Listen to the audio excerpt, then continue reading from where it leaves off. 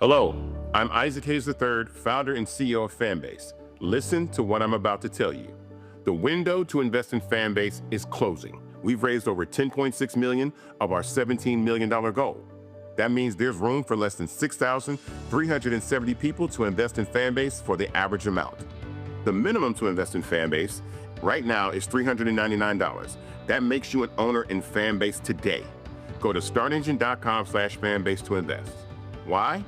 Because current social apps have taken advantage of users for far too long, with content suppression, shadow banning, harmful racist content, and no real tools for monetization and equity.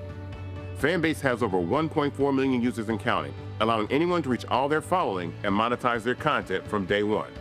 Social media is the new TV, and whoever owns the apps that distribute that content have the opportunity to own potential billion-dollar companies. While big platforms with uncertain futures are failing to serve their users, Fanbase is stepping up to fill the gap. Don't wait until it's too late. Invest now, invest for yourself and your future. Go to startengine.com/fanbase and own the next generation of social media.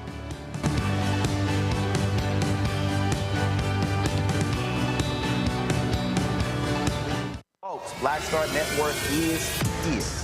Hold no punches. I'm real revolutionary right now. Black power. Support this man, Black Media. He makes sure that our stories are told.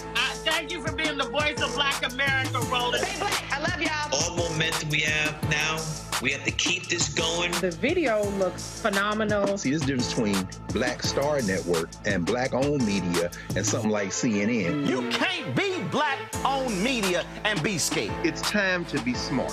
Bring your eyeballs home. You dig?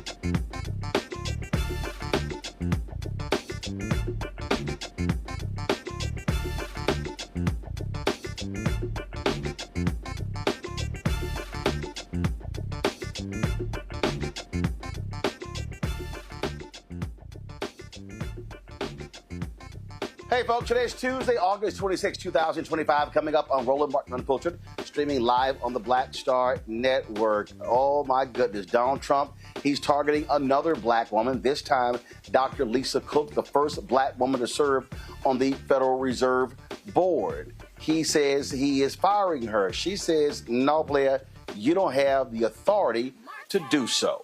We'll break this whole saga down. The latest attack on Black America. Also, the thug-in-chief, again for the second consecutive day, talks about being a dictator. I need y'all to stop playing games. He's not saying this stuff just because. Also, Donald Trump is busted lying about Governor Wes Moore. I told y'all, this man will lie about a lie.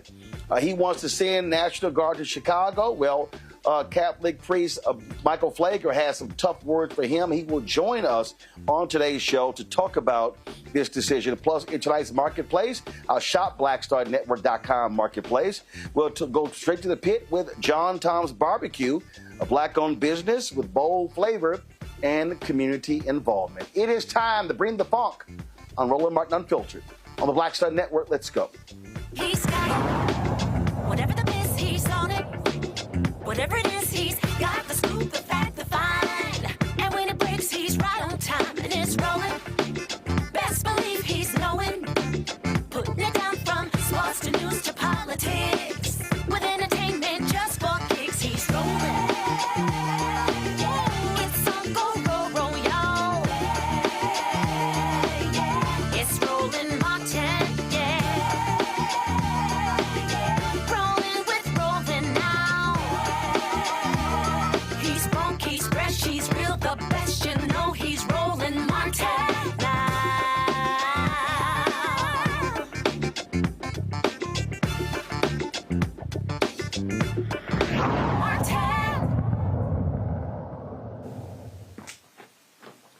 Well, folks, the twice-impeached, criminally convicted felon-in-chief Donald the Con Trump is attacking another black woman.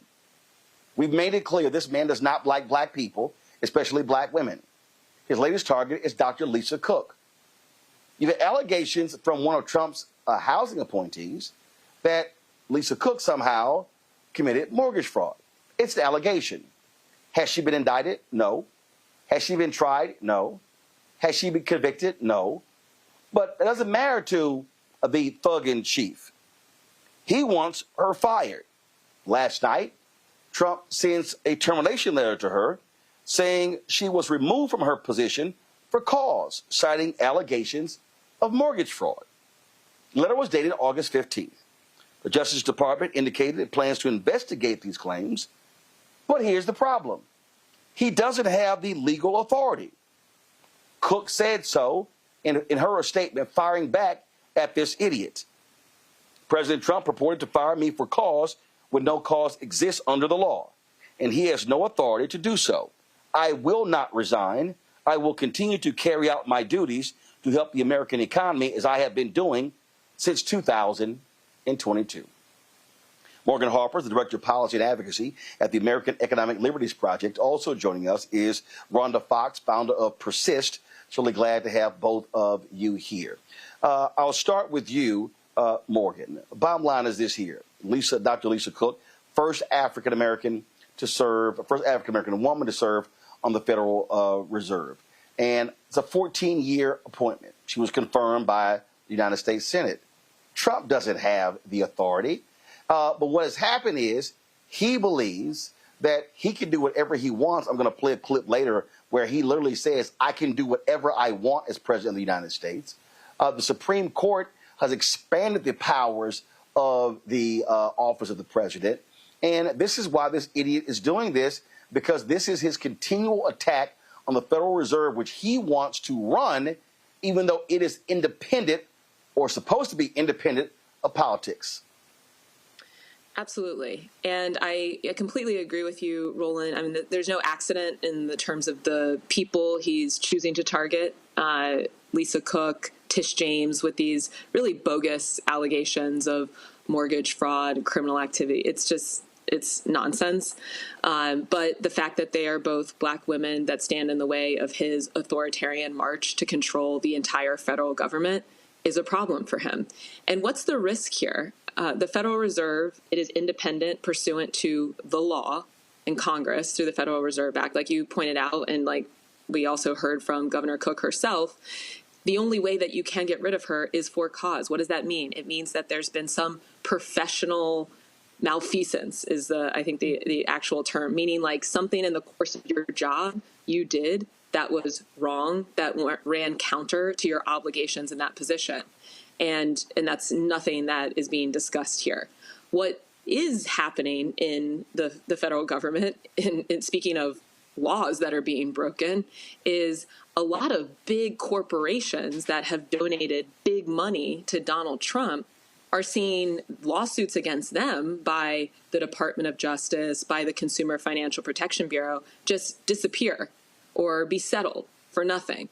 So it's clearly not a priority of this administration to go after actual breaking of the law. And when we look at this type of political agenda applied to an agency like the Federal Reserve, which is charged with really maintaining the financial stability of the country, it's not to say it's a perfect institution by any means, but their charge is financial stability. It's looking out at the labor market movement there. It's controlling interest rates. It's controlling monetary supply. It's controlling our role in a very interconnected global economy at this point. The risk from this type of political activity is that we see real economic damage and harm done to us as people living in this country, small business owners, and ultimately our standing internationally. Rhonda, you dropped a letter on social media. You said that Donald Trump's justification of unsubstantiated accusations of mortgage fraud, but let's be clear, this isn't about mortgages.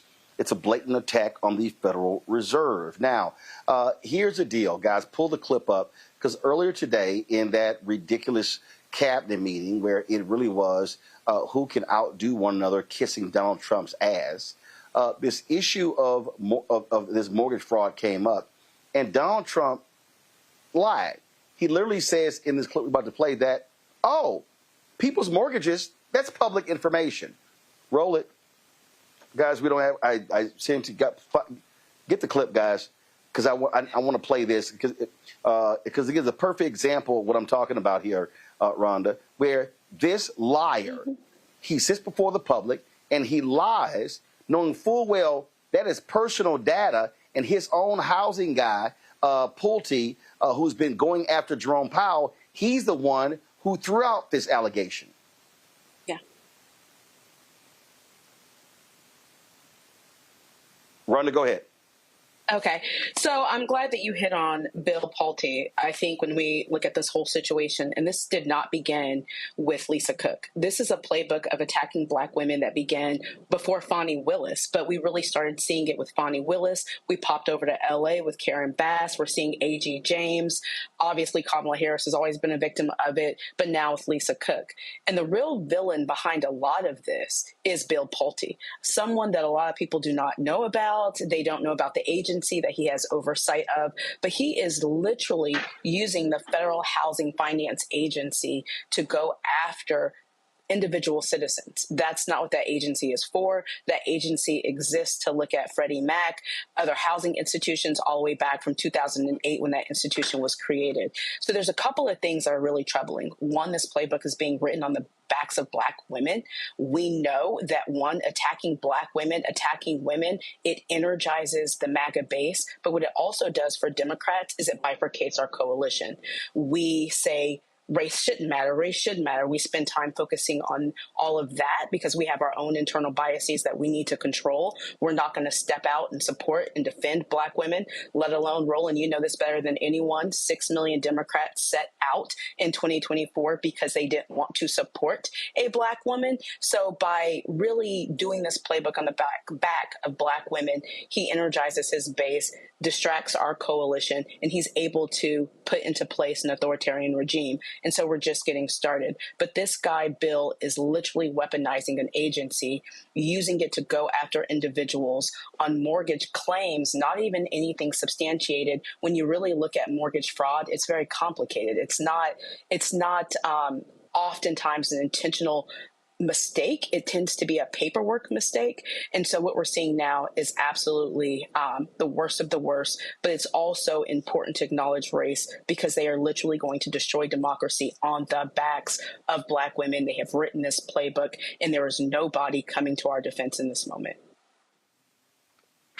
They are going, Morgan, they're going after Letitia James, the New York State Attorney General, as well as Adam Schiff and also Lisa Cook. And to the point that she just made, what we're dealing with, we are dealing with thugs who want to exact retribution and revenge.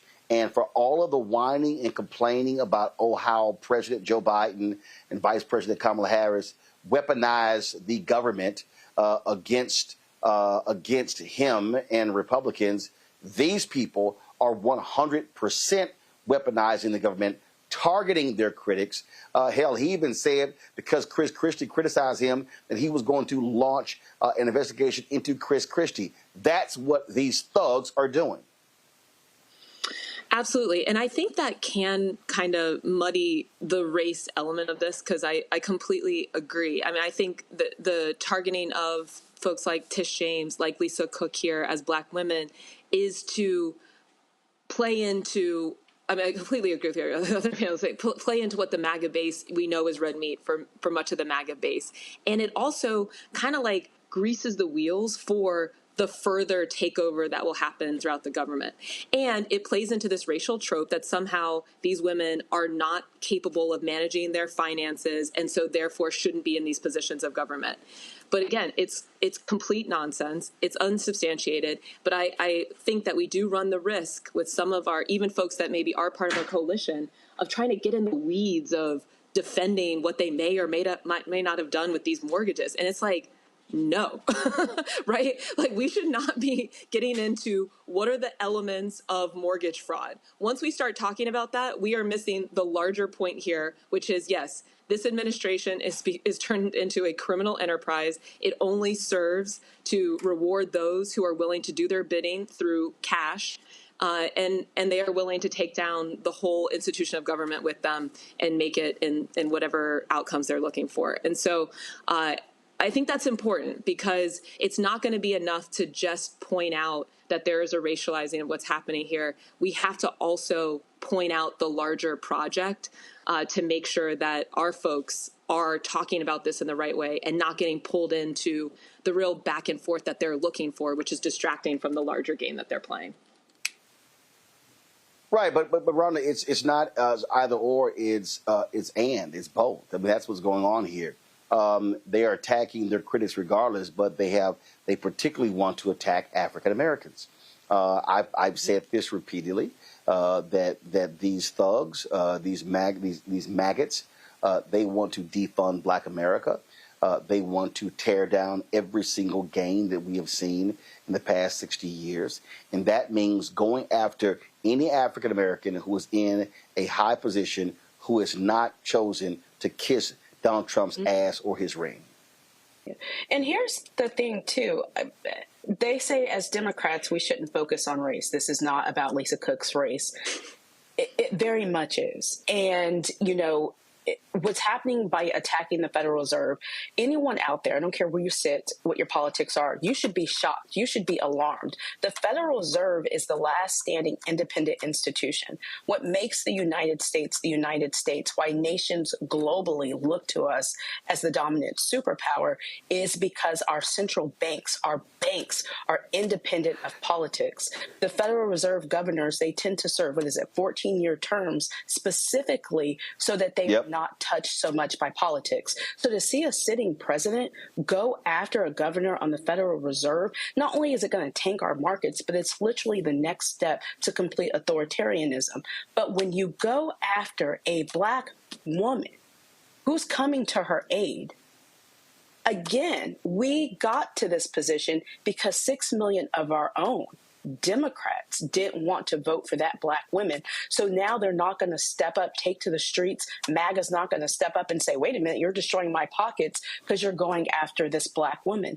It plays into their bigoted, misogynistic fears that, oh, they're coming for us. They got their job, from some DEI woke type thing. That's why we're seeing all of those narratives. But this is literally a ploy, a stunt, so that we are divided, we are blinded as he takes over the central bank. And that is literally potentially the end of democracy. And our bigotry is going to allow that to happen. You are building authoritarian regimes off the backs of black women in your bigotry. And that is something that all of us need to be loud about. We need to hold people accountable who are silent in this moment. And we need to be very fearful, especially as black people, that this is happening on your watch. And so anyone that doesn't want to answer, the call and support this black woman, this is going to destroy your pocket. The fact that the U.S. government has our private data, our mortgage data, and they are using that, weaponizing it against us, be alarmed. This is a problem. It is. And Morgan, go ahead. I'm sorry. I was just going to say, the other thing to note about this is, how does Lisa Cook become a governor of the Federal Reserve Bank? That doesn't just happen.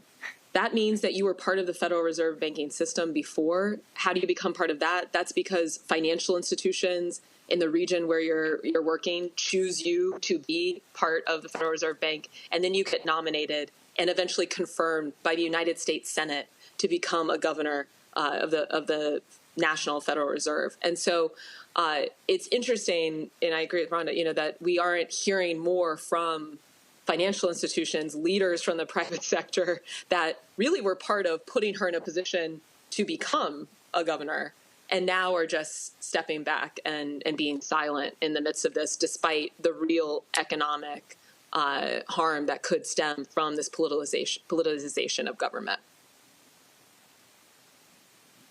Well, listen, it's my God, it's 8 months in, and Rhonda, I keep warning people, it's not going to get better. It is going to get worse. And as long as these thugs are empowered, every time he says, oh, dictator, and national media doesn't make it a major issue, then they go, oh, we can go further. So what they're doing is very clear. They laid it out in Project 2025. They're executing this strategy, and the only thing that we have left is to fight this in the courts. And I keep saying this over and over and over again. There's not a single black person who can afford to sit out the next election, and that means every single Republican must be penalized at the ballot box, because they are all complicit in allowing this thug, Donald Trump, to do what he's doing. And Roland, I was on the campaign. I spent more time writing press statements. I was the head of the Women's Coalition about what Project 2025 would mean for all of us. We spelled this out. Capitulation and mainstream media did not, do its job to help us project that message. That's why shows like this support this show, support this platform, because this is the truth. But we knew this was coming. We tried to get this message out, and looking at this, where this man has literally built a administration of henchmen and henchwomen that will do his dirty bidding, regardless of the Constitution. We were warned about this. Now the fight is in the courts and at the ballot boxes, and it's time to really buckle down. We cannot sit this out. I think we need to be real, though, too. And I agree with a lot of what you said, Rhonda and Roland, but the courts are unlikely to be our friend here. I mean, it is the case that, there was a Supreme Court case about the independence of other agency leads. It did seem like the Supreme Court was willing to respect that the Federal Reserve is unique. Hopefully they continue to do that. But we don't really have a lot of great evidence to go on there, though I'm very, very happy that she's just immediately suing the administration and challenging this illegal act from them. So I do think we also have to consider, that contrast of what is not happening? What are the like I was saying before, what are the types of crimes that they are very comfortable letting sail through, and how they are impacting Americans' pocketbooks every day in a bunch of different industries. And I agree with you, Roland, it's only going to get worse. I think that has to be part of, I am not in charge of any political party, but if I were thinking about, how you message in this moment, I would be considering calling out, some of those entities that are just skirting by and are raising prices, in addition to all of the democratic threats and the risk of authoritarianism here that continues to grow. Yeah, I mean, listen, we obviously can't, it's not like it's guaranteed to count on the courts, but what we have seen, though, we have seen many other federal judges, including Trump federal judges. The Trump-appointed federal judge just blasted their lawsuit against Maryland federal judges and throwing it out of court. Now, the Supreme Court bear will the backstop. But if this Supreme Court continues to allow this man to do whatever he want to do, they are risking people questioning their legitimacy. And again, so no matter what that happens, I still contend, and it is fundamentally important, that is, people are going to have to rebel at the ballot box.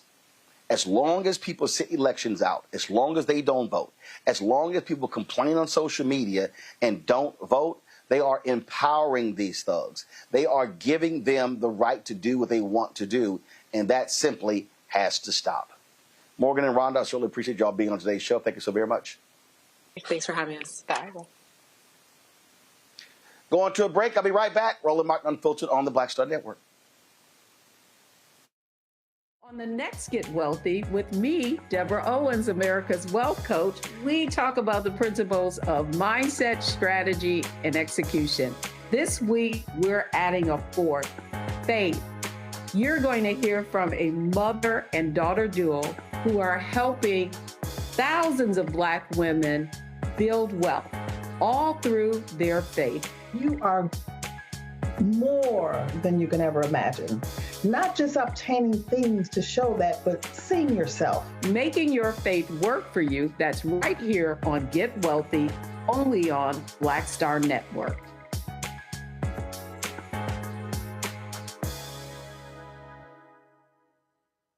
I'm Russell L. Honoré, Lieutenant General, United States Army, retired, and you're watching Roland Martin Unfiltered.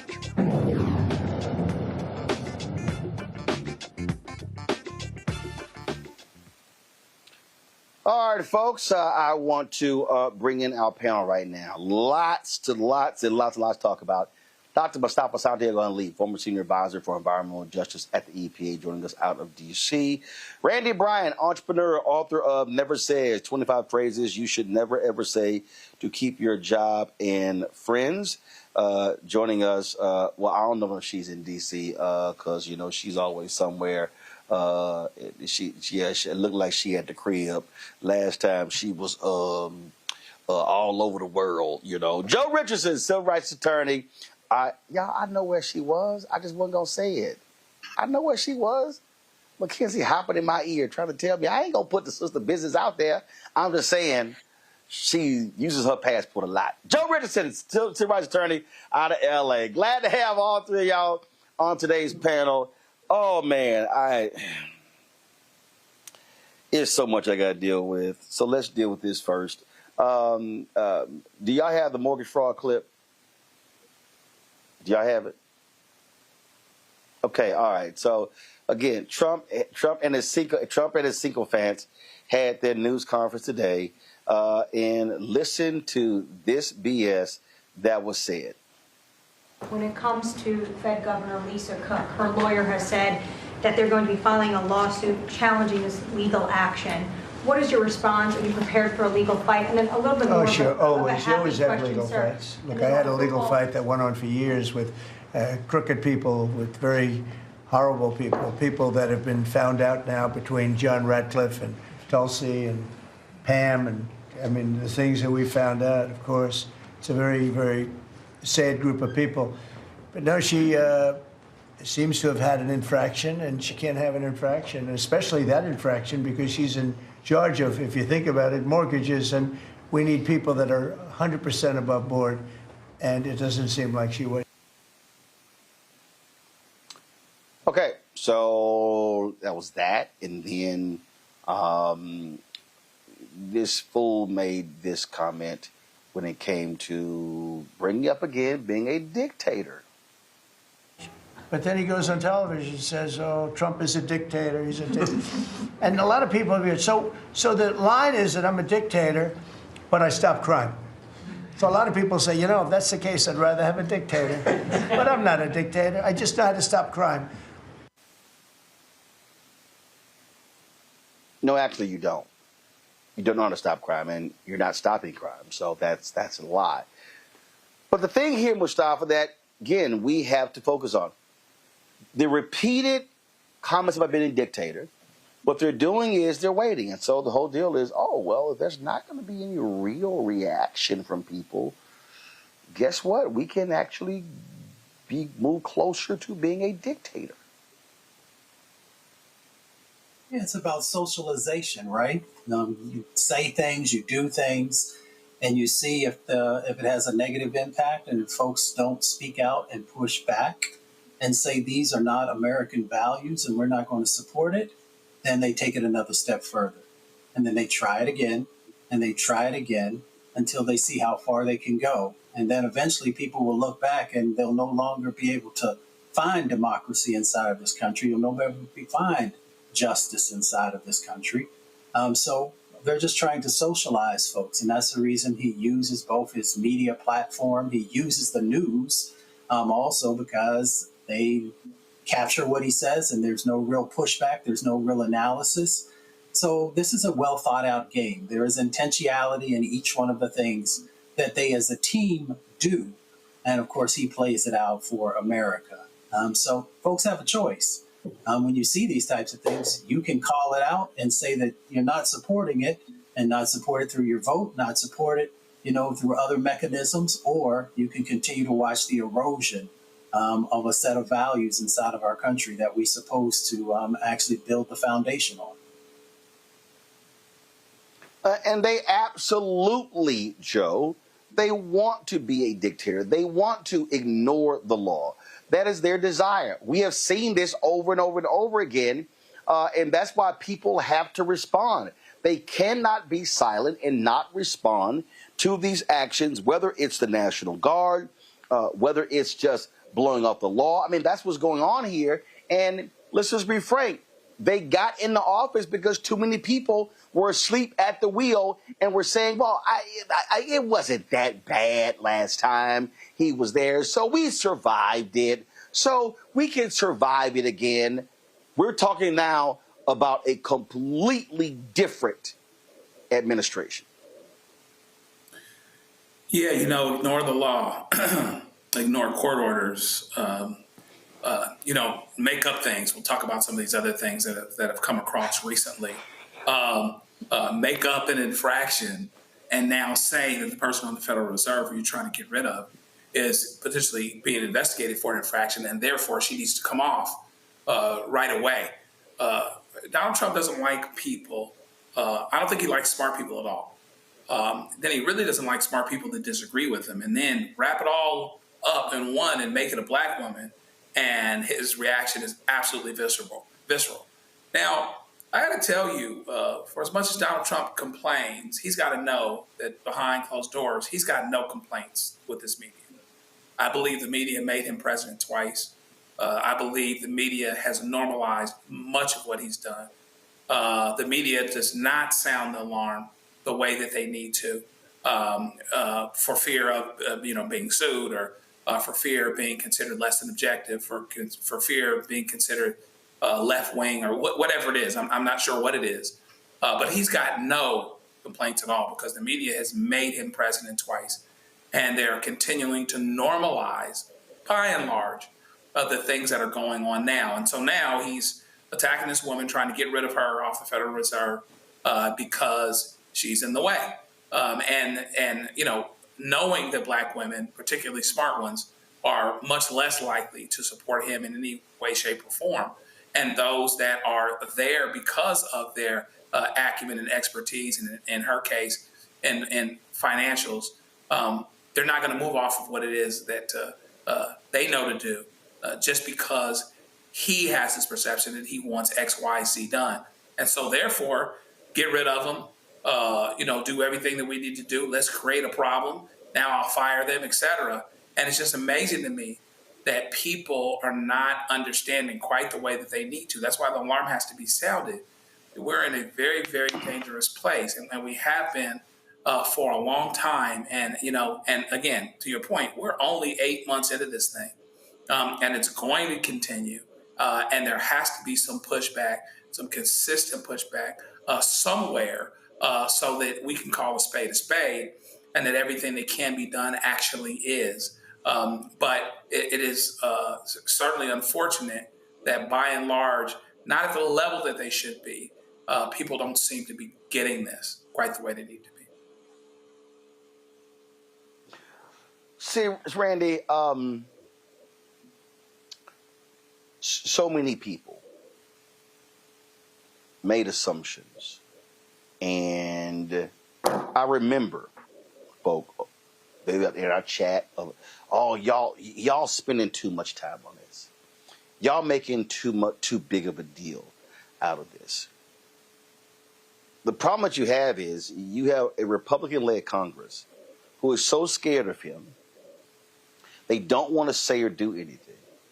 So they are, in essence, giving up the power of Congress.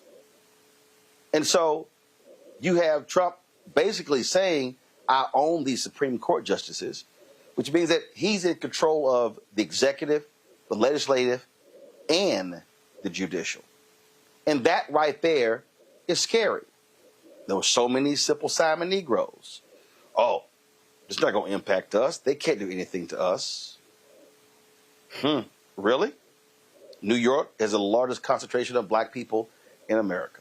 Chicago is number 3 behind Atlanta. You don't think they're going to be targeting black people? And so folk really had better wake up to understand how these people are being thugs, how they are weaponizing the federal government, not just with that power, but how they are weaponizing it to control public companies, private companies, major companies, in so many different areas as well. This is far-reaching. We have never, ever seen this consolidation of power ever in this country. Right. We are living through a direct attack on Black Americans, and they are going through it systemically. They planned this. This is Project 2025. He is doing what he said he was going to do. And one of the ways that he is crippling us is to ensure that anyone who gets in his way, particularly Black people, are cut at the knees. I mean, it started out with the Joint Chiefs of Staff, and he's gone through and said, okay, now he's at Cook, and how can we get rid of Cook? And let's be clear, if Trump has done nothing else, he knows the legal system. This is a 34-time felon. He was fighting lawsuits back in the day when he wouldn't rent homes to Black people in the 80s. He knows what court is about, and he knows what due process is, but he doesn't use it when it comes to people that he feel will get in his way. And he knows that these very well qualified Black women that he keeps attacking. So, because let's be clear, Cook was on the staff of University of Michigan. She was on the staff of Harvard. She has served under 3 other presidents prior to him, Obama, Clinton, and Bush. Of course she's well qualified, because Black people have to be overqualified to be in that position.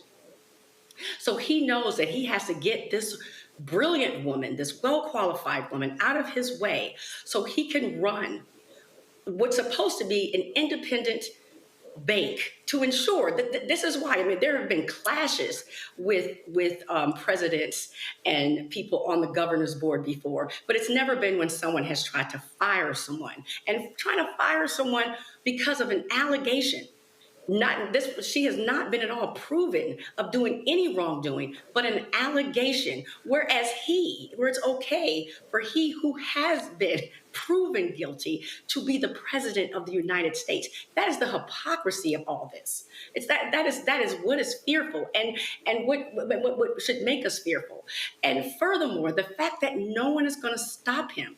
I mean, he is a bully, and everyone seems to be scared of him. Everyone, that is, but Black women.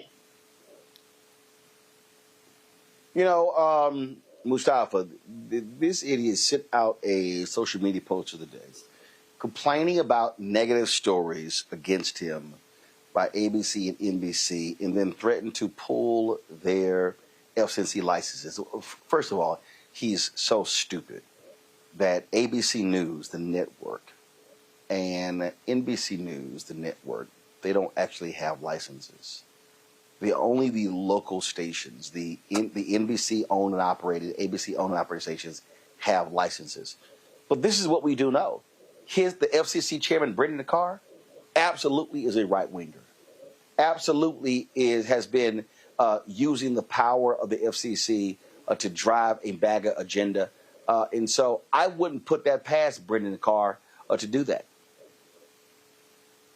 Yeah, I mean, you know, it is all about power, right? So if you say on the face of it that you're going to pull those licenses for ABC, NBC, or whomever it might be, then it makes you look powerful and strong. If you say, you know, that you're trying to take away from local networks, then you're getting down to where people actually live and the stories that folks hear about what's going on in their communities. And, you know, people have a bigger issue with that than these big conglomerates.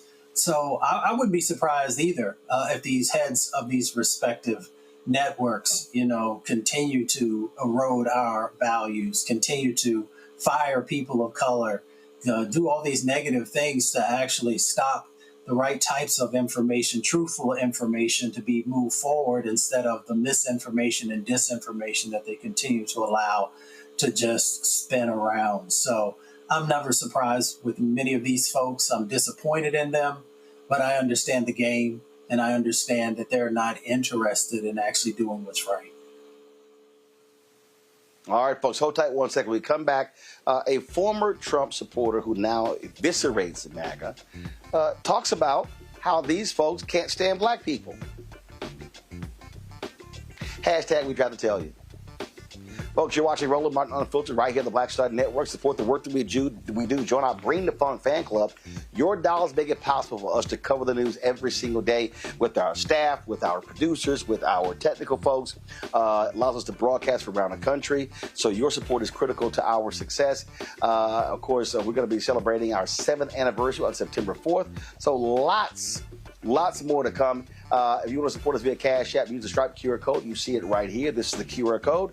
Please use that. For the link, go to RolandMartinUnfiltered.com. Of course, you can also see checks and money orders. The P.O. Box 57196. First of all, make it out to Roland Martin Unfiltered. Make it out to Roland Martin Unfiltered.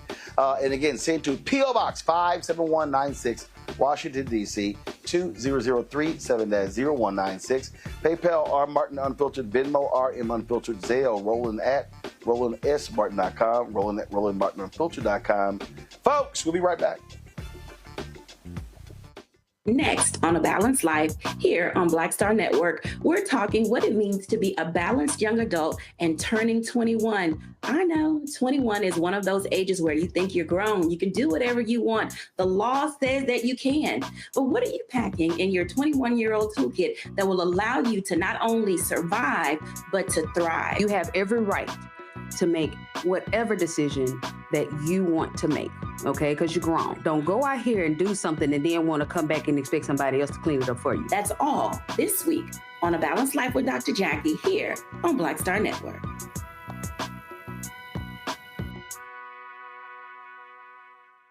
This week on The Other Side of Change, 300,000 Black women being pushed out of the workforce. This is shocking yet unsurprising. So what happens when a bunch of Black mothers lose their federal job? Their kids are not being fed, their kids are not being taken care of, but that trickles down to the entire community structure, which may be built on the backs of Black mothers and Black women more broadly. Tune in on The Other Side of Change, only on the Black Star Network. I am Tommy Davidson. I play Oscar on Proud Family, Louder and Prouder. Right now, I'm rolling with Roland Martin, unfiltered, uncut, unplugged, and undamn believable. You hear me?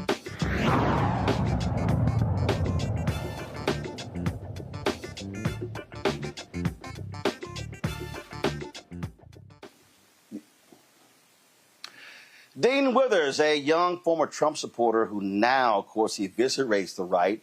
He hosts a podcast called One Woke Teen versus 100 Trump supporters, really shared in a recent episode an encounter where while he doesn't believe the GOP, including Donald Trump, can't stand black people. All right, hey, I just want to be clear here. Republicans hate black people. MAGA hates black people, right? So if you're watching this and you're a black person, MAGA hates you. They hate you. They loathe you. They despise your existence. What's my evidence for this? We've been live for about an hour now. We haven't had one Trump supporter come up here and tell us why they support Trump. No, we haven't. We haven't. We've had maybe 20 people come up here and scream the N-word, though.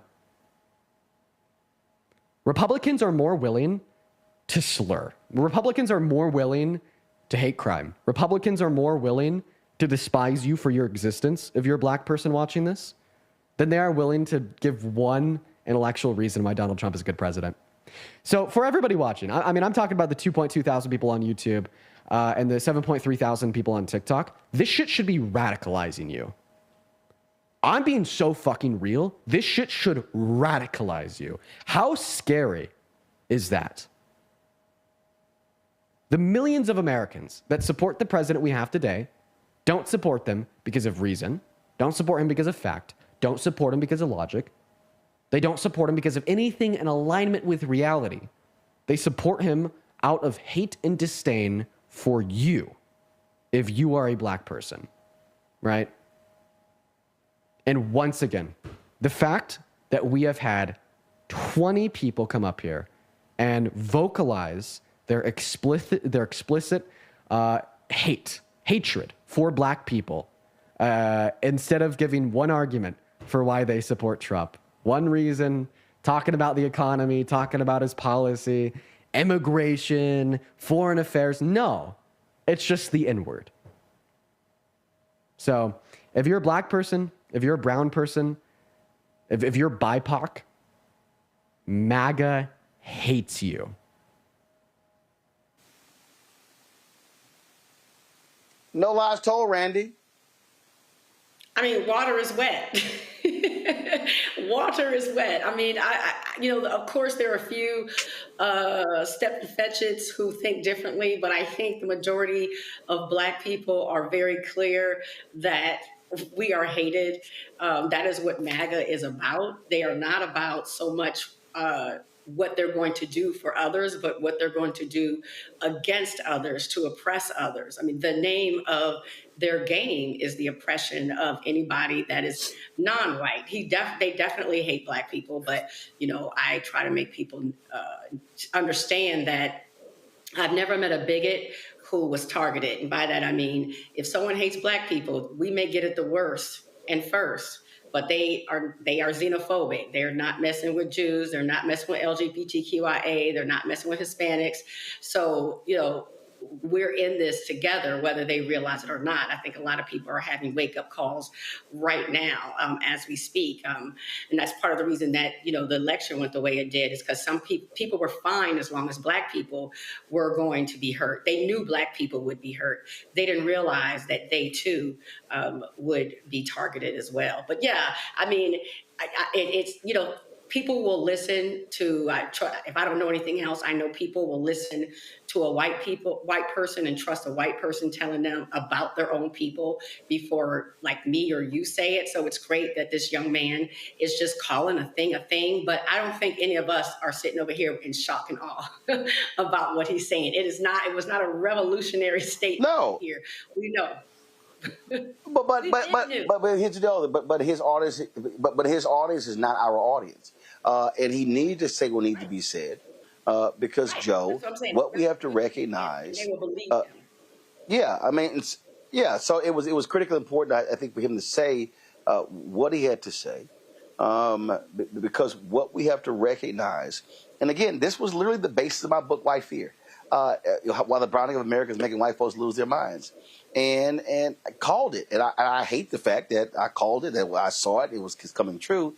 But we have to recognize that, I mean, look, I saw a piece earlier. One of the Proud Boys, they were like, oh, we don't have to protest anymore because we're not on the inside. We're now mainstream. Our viewpoints, we're good. That's literally what the racists are saying, Joe. We're good. They are embracing us. Yeah, and so from where they stand, things are being well taken care of. What I like to say is, are there Republicans out there that that'll say that they don't hate black people and kind of mean it? Yeah, sure, there are. But here's what I say in response to that. You can say that I'm cool. You can say that you're a Reagan Republican, which isn't a whole lot better to me, or a Bush. Let's say a Bush 1 Republican. I'm a HW Republican, but the HW Republicans aren't the ones in charge.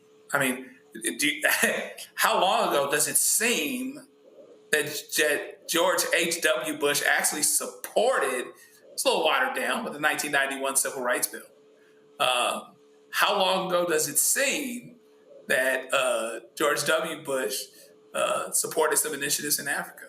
How long ago does it seem that some folks that were on that side of the aisle acknowledged that some other folks had a right to exist, even if there were some very honest disagreements? So at the end of the day, what I tell people is that, well, if you don't hate me, if you don't, if you're a quote good Republican or whatever, well, the good Republicans aren't the ones that are running things now. They aren't the ones that are in the White House making decisions. Good Republicans are getting run out of town. Okay? And so at the end of the day, Joe, Jack, Joe, I got to disagree with that because here's why. Yes, there are never Trumpers. They exist. But there are people like James Baker, who was called a statesman, who was President Bush's chief of staff, who was Secretary of State. And the New Yorker did a story on him, and he made perfectly clear. Do I like some of the things that he says and does? No. I am a Republican. I'm going to vote for the Republican. So the reason Donald Trump is there is frankly because those folks have not been aggressive. Listen, for all of the talk of Trump's former chief of staff, retired 4-star general, and the comments that he confirmed to book authors, John Kelly did not come out publicly before the election and say to the country, do not vote for this man. Right. See, and that's the real deal, because I keep saying this. Republicans like James Baker, Republicans like Eric Erickson, Republicans like Bill Barr, they personally hate Donald Trump. They personally despise Donald Trump. But Donald Trump is their Trojan horse because he is their access to total power. And making a circle, if your guy hates me, you can say you don't hate me, but if your guy hates me and you support your guy, A equals B and B equals C, then A equals C. So we get to the same place. So whether or not this gentleman is right saying, MAGA hates you and Republicans hate you and, the Republicans hate black people, whatever else, that's still how it shows up. The book says, love not in word, neither in tongue, but in deed and in truth. So if your guy is screwing me because your guy hates me, and we're sure about that, and you look the other way for whatever reason while your guy does what he does, then you're right there with your guy. And that's what it arrives at, for sure. It might arrive for a different reason or a different way. But at the end of the day, if he's your guy and you support your guy and he hates me, then you might as well hate me because it has the same effect. Mustafa, there were some racists who were fired in the first term of Trump. They're now back, and they got promotions. And so all gloves are off. These people, they don't care. They are full on embracing of racism. And we all know Stephen Miller is an absolute white nationalist. And so if you are a racist in America, you have a home in MAGA world. In fact, you got some white folks in Arkansas who literally are building their whites-only community. They made it clear they don't want any blacks there. I can guarantee you we don't want to live near your asses. Malcolm X once said that power never takes a back step, only in the face of more power. And that's what we see going on right now, is that people are comfortable with doing the things that they always wanted to do and saying the things that they always wanted to say because they have an administration that backs it up and that amplifies it. And not only do they bring it forward in words, but actually in deeds, because you can say lots of things. I always evaluate your actions to know exactly how you care about me. So when you dismantle diversity, equity, and inclusion, even though you understand that there are disproportionate impacts that are happening in housing and transportation and jobs and the environment and healthcare, then that shows that you have little regard for me. You might actually hate me because you understand the impacts that are happening there. When you make it more difficult for education to actually happen and to make sure that there's real equality in that space, then that means to me that you hate me. When you look at the undermining of civil rights and of our museums as an example of where you want to do erasure in those spaces, then that sends a very clear message about how you see me. When you have individuals who are talking about cash bail, and when they send the National Guard and other law enforcement into black cities, DC is one of those examples, and that shows exactly how you feel, not only words, but in sets of actions. When you slash funding for all those federal agencies that have a responsibility around, whether it is the climate crisis and these hurricanes and everything else that happens, or environmental justice, and you say that it no longer matters and those impacts that are happening, then they're very clear about, one, that they have power in this moment and that they're going to utilize it to put you in greater harm. And then, of course, all the economic impacts of stripping away rights that folks work for decades upon decades to just begin to address the wealth gap in our country. They are very clear about how they feel about you. And then if you just want to look at whom a person surrounds themselves with, all you got to do is look at the White House. All you got to do is look at these federal agencies. And it's very clear about what the mandate is and the paradigm that they're operating from. But some folks still want to keep their eyes closed. Some folks still, even though you see exactly what's playing out, you want to find and justify, well, that's not really what they're doing. That's not really how they feel. And it's just amazing because, as Maya said, when someone shows you who they are, believe them. You still have folks who don't believe. Folks, hold tight 1 second. Going to a break. We come back. We will talk with Chicago pastor, Father Michael Pfleger. He spoke yesterday at the Governor Jay Pritzker News Conference regarding Trump wanting to send the National Guard to Chicago. Had some tough words to say, and I'm sure he will continue to say it right here on the show as well. Folks, we'll be right back on the Black Star Network. Next on the Black Table with me, Greg Carr, we welcome the Black Star Network's very own Roland Martin, who joins us to talk about his new book, White Fear, How the Browning of America is Making White Folks Lose Their Minds. The book explains so much about what we're going through in this country right now, and how, as white people head toward becoming a racial minority, it's going to get, well, let's just say, even more interesting. We are going to see more violence.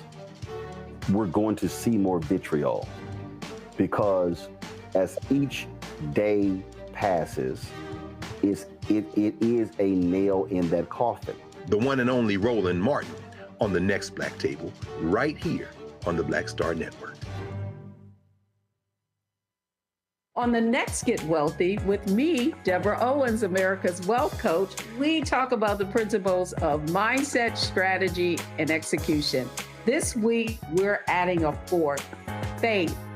You're going to hear from a mother and daughter duo who are helping thousands of Black women build wealth, all through their faith. You are more than you can ever imagine. Not just obtaining things to show that, but seeing yourself. Making your faith work for you. That's right here on Get Wealthy, only on Black Star Network.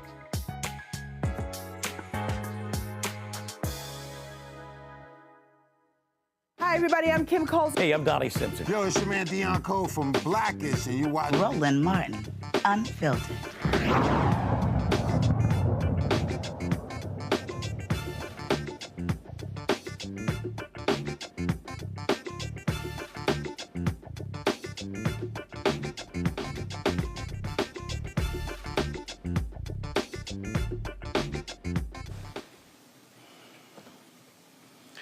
Folks, a lot of conversation with regards to Trump sending the National Guard to Chicago, New York, and other cities in this country. Oh, he's not focused on red states. He cares only about the issue of, quote, the so-called issue of crime in blue states. Well, yesterday at Illinois Governor Jay Pritzker's news conference, Father Michael Pfleger spoke, and this is what he had to say. Chicago's not in a state of emergency. We all reject any deployment of National Guard on Chicago streets. We do not need nor want a militarization of Chicago or Illinois, which is only going to induce fear, chaos, and disturb the progress we are presently making to decrease violence. The state of emergency is in America, not Chicago, and is birthed from this president and his administration. Dr. King said he could not raise his voice against the violence of the oppressed without having first spoken clearly to the greater purveyor of violence, his own country. And those are my words to you, Mr. Trump. Before you dare speak about any violence in Chicago, look into your mirror and address the violence coming from the White House.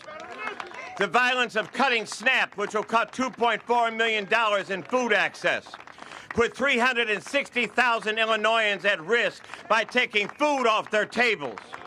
Address the violence of cutting Medicare and Medicaid by $500 million, reducing access to doctors, and threatening the closure of hospitals and nursing home facilities throughout the state of Illinois, literally putting Americans in life and death situations.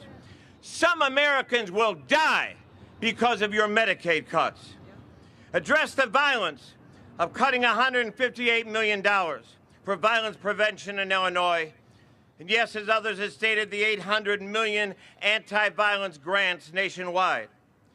And address the violence of refusing to ban assault weapons and high-capacity magazines, refusing to have universal background checks as well as red flag laws, and making America the gun capital of the world due to its gun ownership and sales.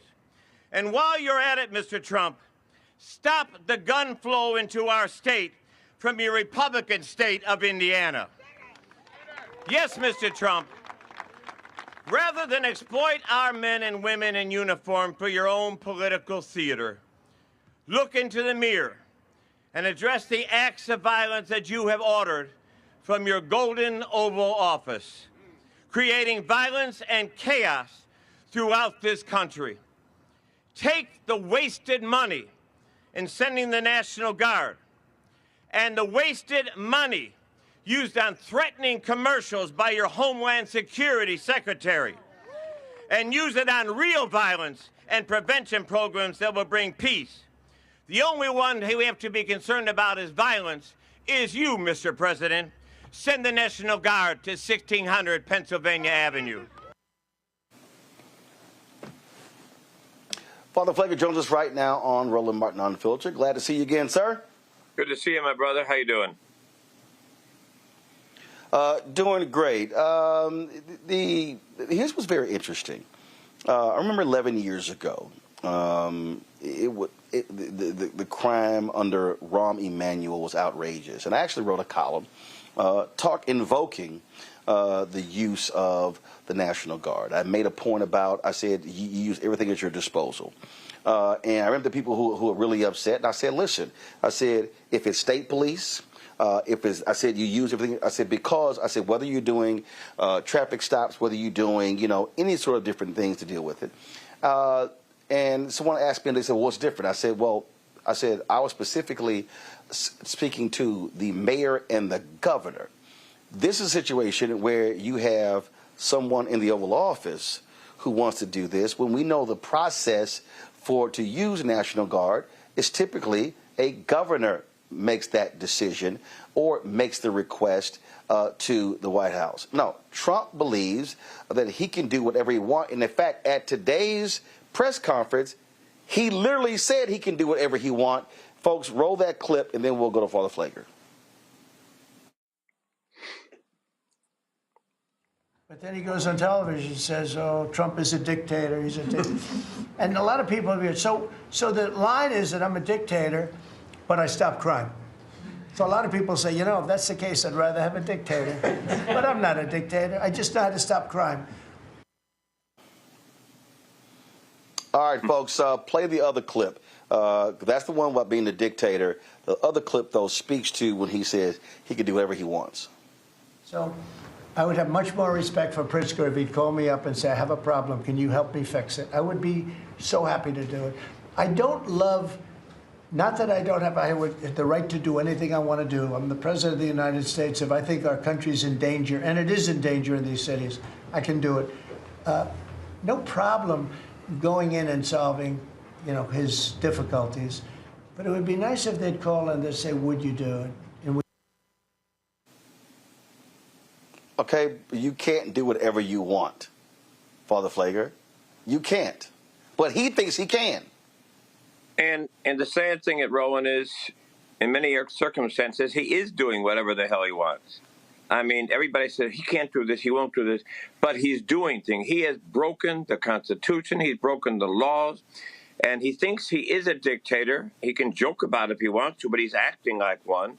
And the fact of the matter is, with no check from Congress, no check from Senate, he's got the Supreme Court in his back pocket, and like today, the Board of Governors filed that sister, where they say he can't do that, but he's constantly just doing things. And unfortunately, those around him are letting him do it. And that's why we've got to be very clear here. No, you're not sending National Guard. You're not going to put young folks from around the other states to come in here and have a militarization of the streets of Chicago. Yesterday, Roland, I saw an email that was sent to the students at Howard University that you probably saw, telling them because now the National Guard and because ICE agents are all in and out of campus, that students be careful, don't walk out without your identification. If you're driving a car, make sure everything's set on, have your insurance ready. This kind of madness of this fascist is unbelievable. But the tragically is he can't do these things, but he's doing them, and nobody is stopping him. Right. And again, this whole deal, I wish he would call. But you're the same person who cut $800 million in grants to deal with crime prevention.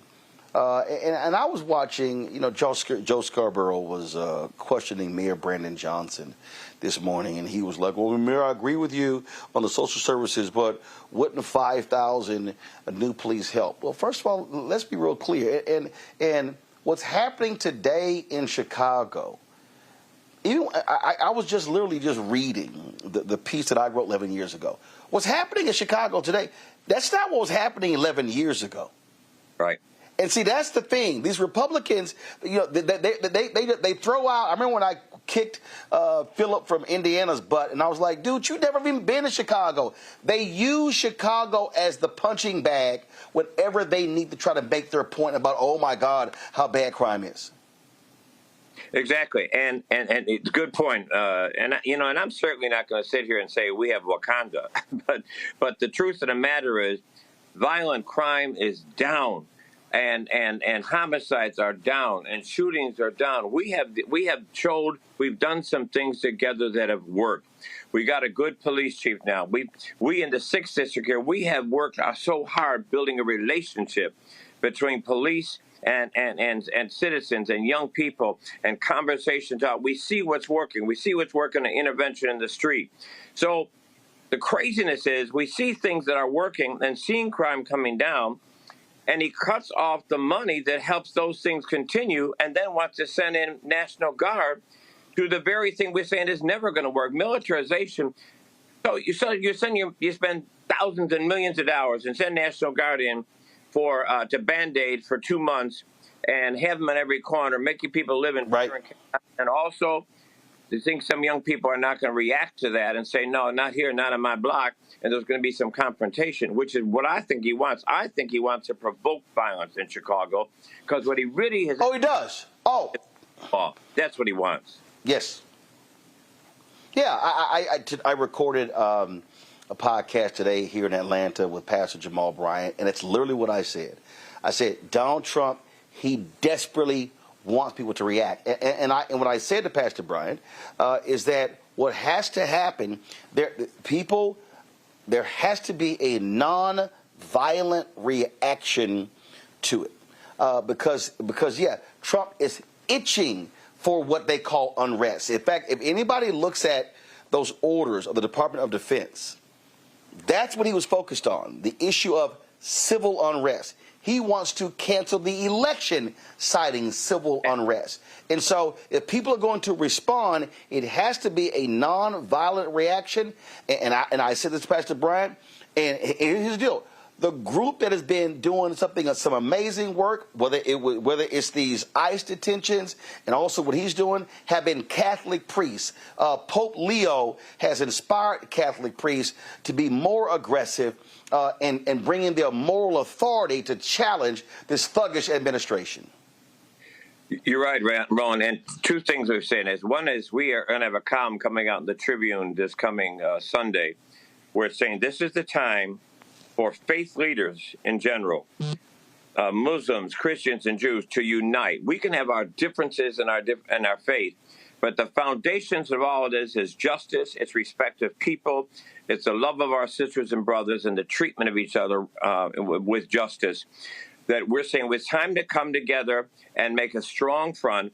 And like next week, we're having 2 different days of trainings of a group of ministers we put together for nonviolent resistance. This is a time to go back and bring out all that Dr. King taught us about civil disobedience, about nonviolence resistance, and about standing up. Because if we can't play into his hand, exactly what you said, this is what he wants.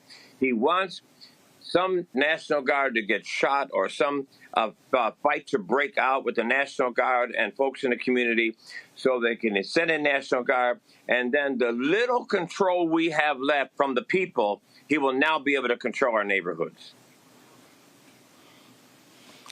Mayor Johnson put out this fact sheet. This fact sheet went out August 25th. It says Mayor Johnson's primary focus over his first 2 years in office has been driving down violent crime in Chicago. Since taking office, Chicago has recorded historic reductions in crime and violence as the Johnson administration has implemented a holistic approach to community safety.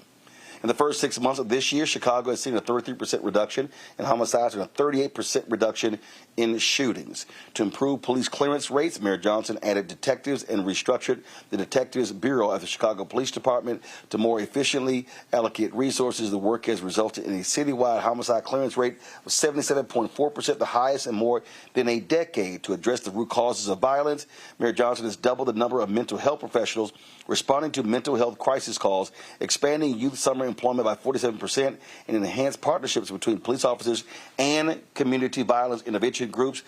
Most recent year-to-date statistics: overall violent crime down 21.6%, homicide 32.3%, overall shooting incidents 37.4%, multi-victim shooting incidents 44.6%, robbery 31.9%, vehicular hijacking 49%, aggravated assault 18.1%. We're seeing the same thing in Baltimore.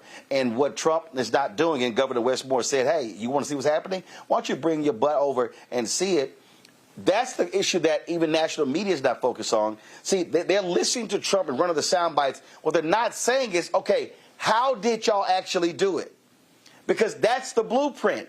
The blueprint, Joe Scarborough, the blueprint is not, hey, more cops. No, the blueprint is, how did you achieve these reductions in violence, and how can we now redouble those efforts so we can have overall shooting incidents not down 37.4%, but down 75, 80%. That's what makes sense, though, Rowan. That's what the smart thing would be, to say, hey, what's working in these different cities, that crime is coming down, violence is coming down, relationships are being built between police and community, the street intervention is working. How do we support this and take it all the way down? And how do we use this, as you said, a blueprint for other cities, and particularly all these red cities where violence is way higher than Chicago right now? But the truth of the matter is, he doesn't give a damn about the violence. He doesn't give a damn about what's going on in the streets. It's just his political theater to go into Democratic states and states where there's states where there's large African American communities that did not vote for him, that did not support him, and bring in suppression, bring in fear, bring in chaos, and then create this theater argument. Well, I'm here to help. You're not here to help because you don't want to know what's working. All you want to do is come in and be the dictator in places where he's not been able to control yet. And yes, the end game, create the kind of chaos that will bring about violence. He doesn't want to bring the violence down. He wants to push the button of violence and bring it up and have people in the streets. Questions from a panel. Randy, you're first.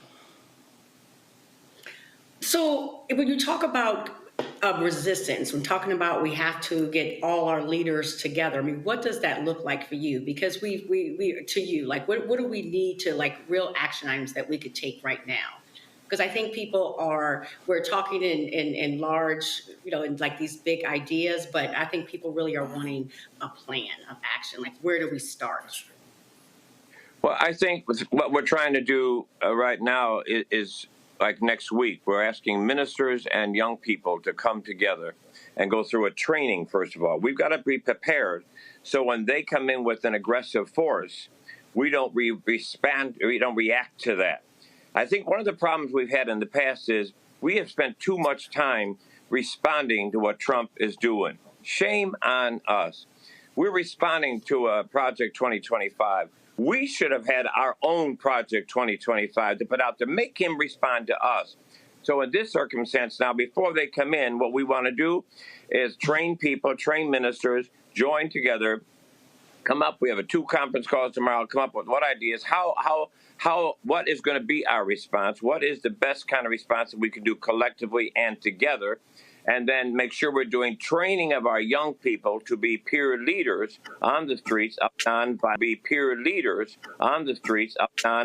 resistance. So I think it's the training. I think it's the coming together and now planning what kind of resistance, what kind of civil disobedience, what kind of drawing the line and saying no will we decide is going to be best to show our point. That's fantastic. Joe. So empowering people to resist. Thank you. Thank you, Reverend Pfleger. Appreciate seeing you. Hate I didn't get to meet you all those years ago when I was in Northwestern Law. Maybe we'll check the box sometime. But you've been through a lot of hills and valleys doing what you've been doing. So tell me how you encourage your parish now. Because of the hills and valleys you've seen days in Chicago where, of course, crime was a problem, but police relations was a problem as well. That seems to have improved on some level. How do you encourage them, showing them, reminding them what's good, reminding them to be uplifted and inspired with what seems to be trying to bear down on them, despite the fact that it seems like with what's going on internally, there's a lot of good news. So how do you encourage your parish in a way, hopefully we're looking over your shoulder right now, so we can draw from that as well?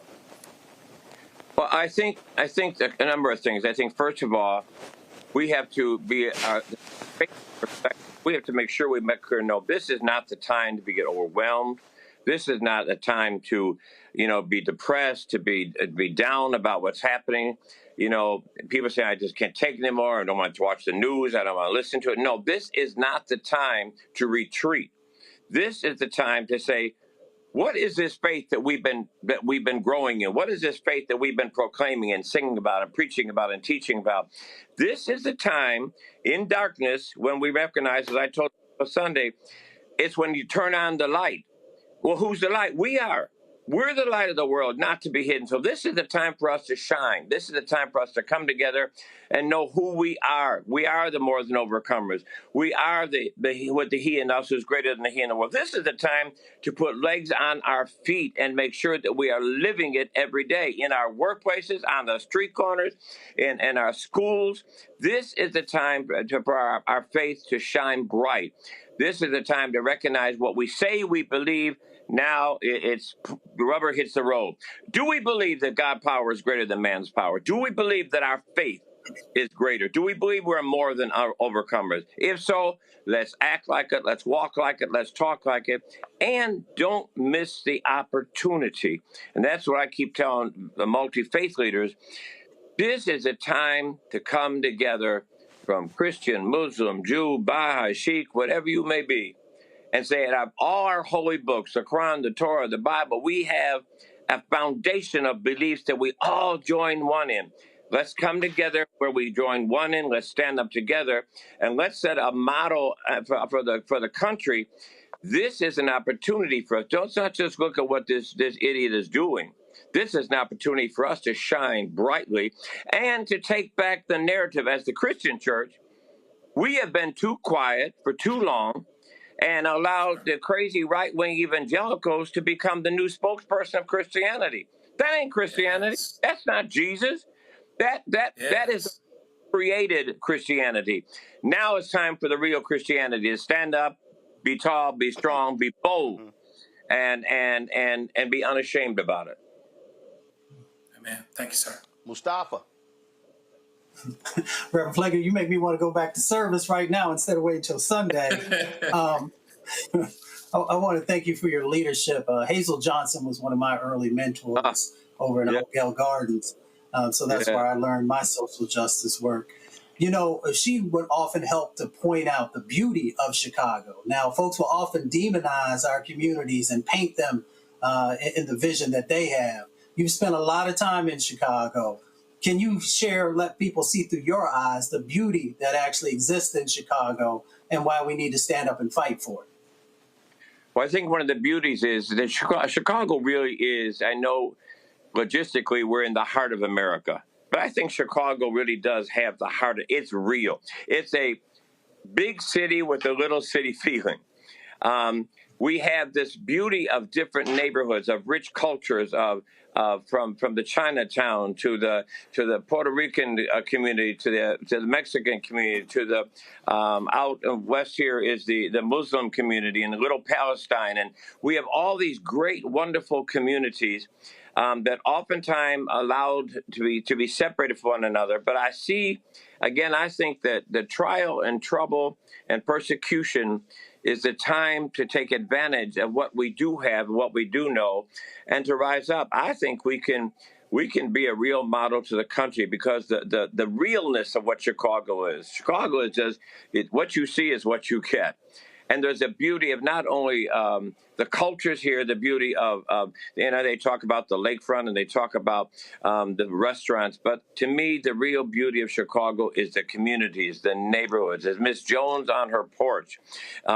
It's Uncle John sitting at the corner or at the barbershop on Saturday mornings listening to Push with 15 guys in the barbershop. It's still there. It still exists. It's the time to shine and show who we really are, come together, be strong. And I think the best days of Chicago can be ahead of us if we use this crazy fascist movement to make it the opportunity for us to really come together and make the best of Chicago. I'll say this here, and I think this needs to happen in D.C. You talk about the faith community. You want to sit here and challenge these folks. Imagine if 1,000 Christians are lined up shoulder to shoulder where these National Guard members are standing there holding their Bibles and chanting affirmations, or singing freedom songs like Snick did as well, and looking them in their eye. See, to me, that's sort of the movement that's to happen. Secretary of Defense Pete Hegseth, you think you are a super Christian?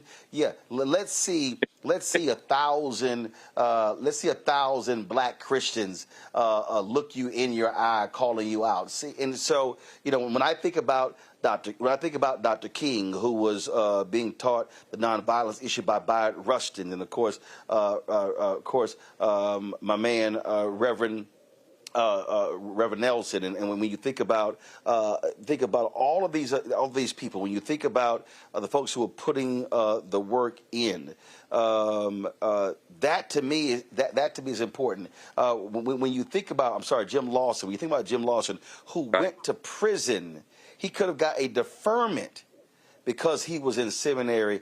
He chose to go to prison because he said he did not believe in war to that extent and was not going to take that. That has to return, because people cannot miss what you said earlier, and I said the exact same thing. They are itching for a fight. They want people to lash out, and we cannot give this thug what he wants. No, and Rowan, we've got to set the parameters for the fight, not him. He wants a fight of violence. We've got to show a fight of power and of faith and of conviction, like you said, of standing there and saying, here we are. Tell us what you're going to do. Go to those corners where if he comes here and tries to put National Guard, and fill those corners with people. Every single corner, wherever there's National Guard, have people surrounding them and fill them and stand there with our Bibles, with our Quran, with our Torah. Stand there and let them know. You think the problem is he thinks he's got the power, and we keep surrendering like he has, but he don't have no damn power. We have the power and our faith, and this is the time to put feet on our faith and get up out of our churches. And then if they come, every sermon in every church, synagogue, and mosque ought to be that weekend. The church has left the building. And that's when, as Dr. King said, you become the protagonist and you make him and them the antagonist. That's right. There you go. There you go. That's what's got to happen. Father Pfleger, always a pleasure to chat with you. Yes, sir. Yes, sir. Absolutely. Keep us abreast of what happens, and we're right there with you. Appreciate you. Much love, Rowan. Thank you all. All right, much love. I appreciate it. Thank you very much. Folks, going to a break. I'll be right back. Right here, Roland Martin Unfiltered on the Black Star Network. First of all, YouTube folks, y'all should be hitting that like button. We should easily be sitting at 2,000 likes. While y'all messing around, y'all commenting left and right, but y'all ain't hitting that like button. Yeah, I see. We sitting right here, almost 4,000 people commenting, and I'm looking at 1,100 likes. So when I get back, I should have at least 2,000 likes right here. Okay, so y'all get going. If y'all want to support the work that we do, don't be sitting there trying to ride for free. Your support is critically important. We're asking $50 each, $4.19 a month, 13 cents a day. You can't do that. You do less. Hey, we understand. We appreciate that. If you can do more, we appreciate that. But again, your support matters. So support us. Now bring the Funk Fan Club. Go to use the Stripe QR code to give it via Cash App. You see the QR code right here. Go to RolandMartinUnfiltered.com for the link. Checks and money order. Make them payable to Roland Martin Unfiltered. P.O. Box 57196, Washington, D.C. 20037-0196. PayPal is RMartinUnfiltered. Venmo RM Unfiltered. Zelle Roland@RolandSMartin.com. Roland@RolandMartinUnfiltered.com. Of course, download the Black Star Network app. Apple phone, Android phone, Apple TV, Android TV, Roku, Amazon Fire TV, Xbox One, Samsung Smart TV. Be sure to get our Roland Martin Unfiltered swag. Go to shopblackstarnetwork.com. Shopblackstarnetwork.com for our t-shirts, wall art, mugs, all kinds of stuff. You name it, we got it right there. Our QR code is there as well. And when you support us with those products, that money comes back right into the show. And of course, we also want you to get my book, White Fear, How the Browning of America is Making White Folks Lose Their Minds. All the stuff you're seeing right now today, y'all, I call that. That book was published September 2022, and nothing has changed. All right, folks, be sure to get the audio version I read on Audible. All right, I'll be right back right here on the Black Star Network. Next on A Balanced Life, here on Black Star Network, we're talking what it means to be a balanced young adult and turning 21. I know 21 is one of those ages where you think you're grown. You can do whatever you want. The law says that you can. But what are you packing in your 21-year-old toolkit that will allow you to not only survive, but to thrive? You have every right to make whatever decision that you want to make, okay? Because you're grown. Don't go out here and do something and then want to come back and expect somebody else to clean it up for you. That's all this week on A Balanced Life with Dr. Jackie here on Black Star Network.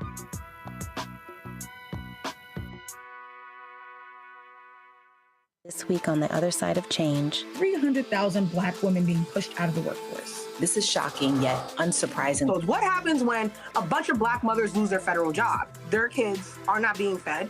Their kids are not being taken care of. But that trickles down to the entire community structure, which may be built on the backs of Black mothers and Black women more broadly. Tune in on The Other Side of Change, only on the Black Star Network. Hello, I'm Isaac Hayes III, founder and CEO of Fanbase. Listen to what I'm about to tell you. The window to invest in Fanbase is closing. We've raised over $10.6 million of our $17 million goal. That means there's room for less than 6,370 people to invest in Fanbase for the average amount. The minimum to invest in Fanbase right now is $399. That makes you an owner in Fanbase today. Go to startengine.com/fanbase to invest. Why? Because current social apps have taken advantage of users for far too long, with content suppression, shadow banning, harmful racist content, and no real tools for monetization and equity. Fanbase has over 1.4 million users and counting, allowing anyone to reach all their following and monetize their content from day one. Social media is the new TV, and whoever owns the apps that distribute that content have the opportunity to own potential billion-dollar companies. While big platforms with uncertain futures are failing to serve their users, Fanbase is stepping up to fill the gap. Don't wait until it's too late. Invest now, invest for yourself and your future. Go to startengine.com/fanbase and own the next generation of social media.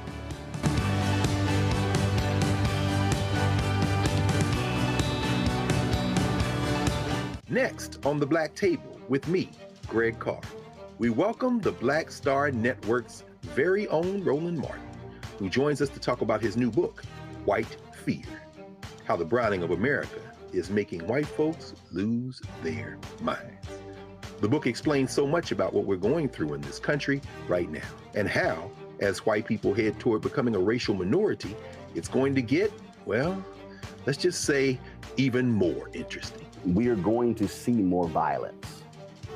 We're going to see more vitriol, because as each day passes, it is a nail in that coffin.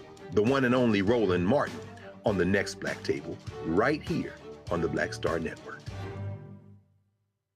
Me, Sherry Shepard, and you know what you're watching, Roland Martin Unfiltered.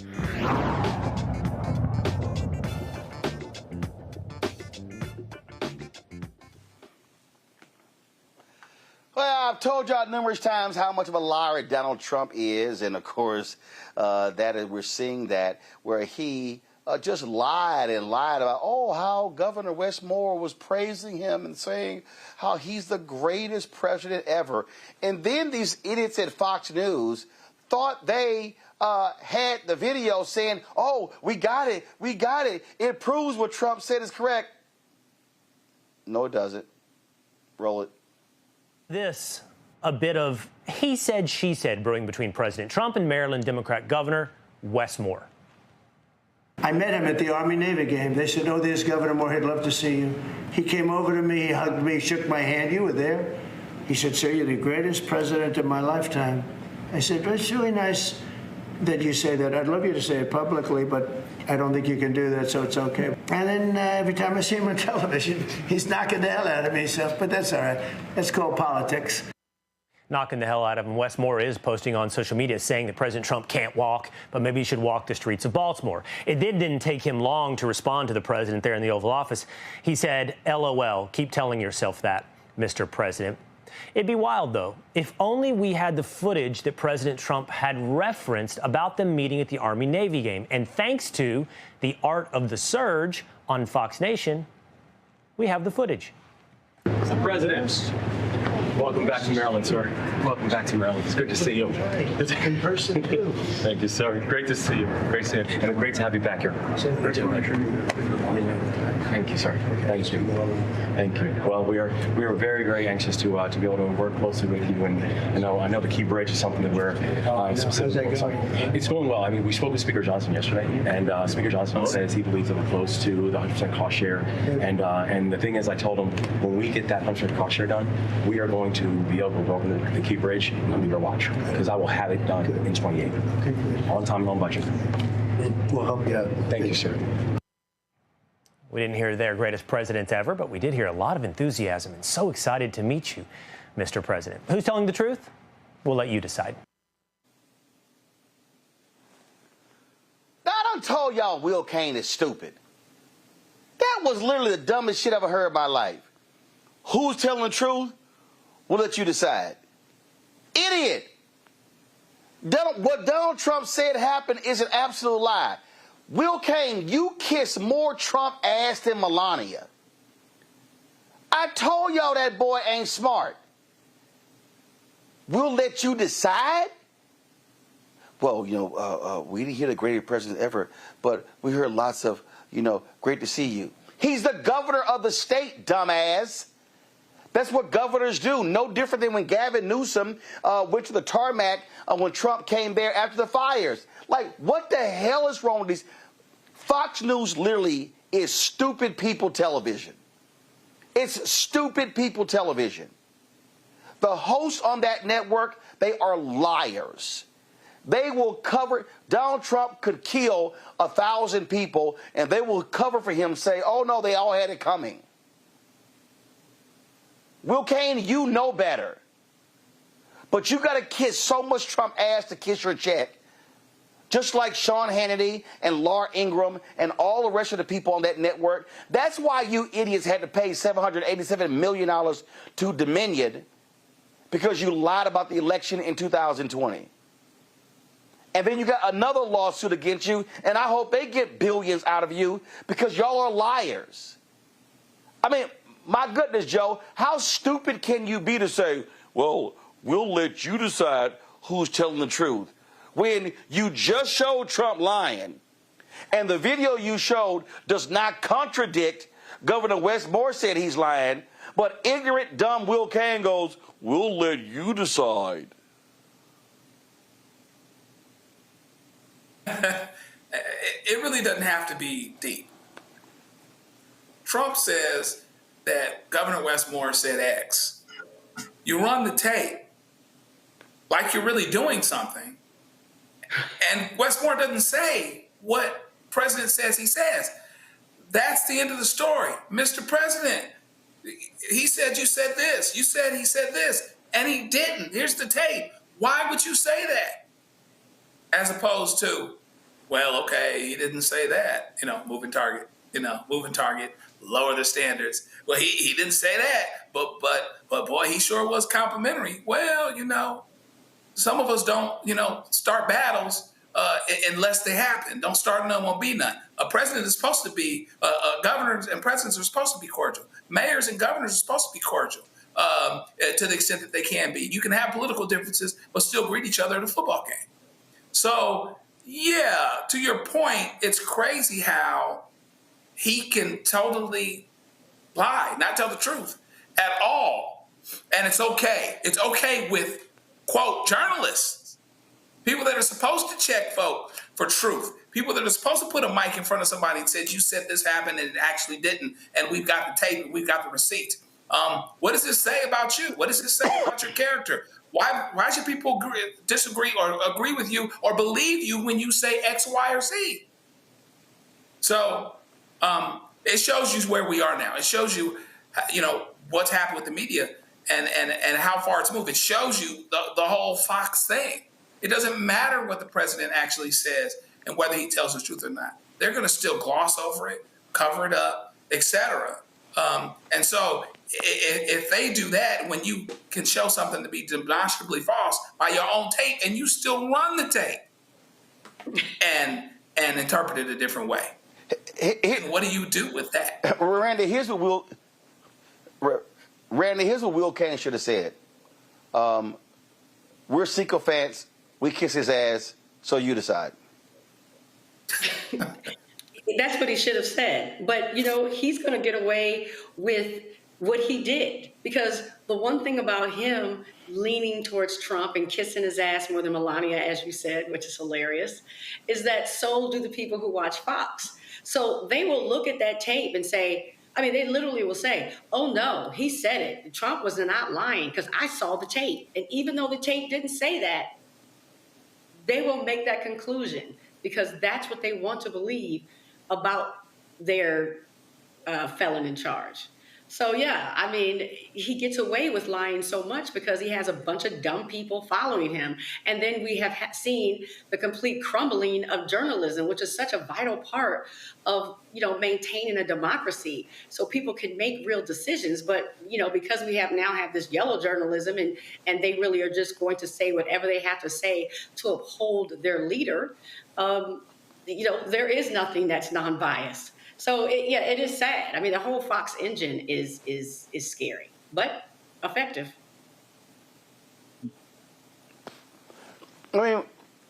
Mustafa, Will Kane's, hey, we have the tape. Oh, my God, this is awesome. Well, it doesn't really show him saying that, you're the greatest president of my lifetime. But, ooh, boy, they were cordial. There were such greetings. Well, that's part of the problem for Fox News.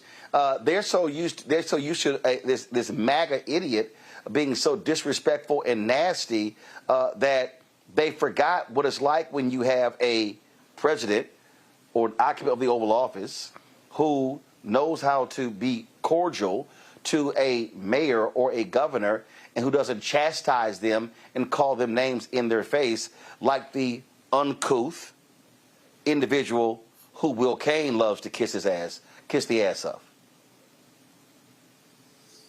Yeah, you've got some hosts out there who evidently just don't do the work, right? You got hosts who just take a script and just move forward and have no real, connection to the information that they're actually, sharing. So it really looks like that. It's like you don't know what's coming up. You don't know what's inside the clip. And then you try and smooth it over. So, maybe Fox just needs to actually make sure that the individuals that they hire actually have the chops to do the job. But, that's for them to decide. I don't watch Fox News. No. Fox execs like lying. They allow lying. They encourage lying.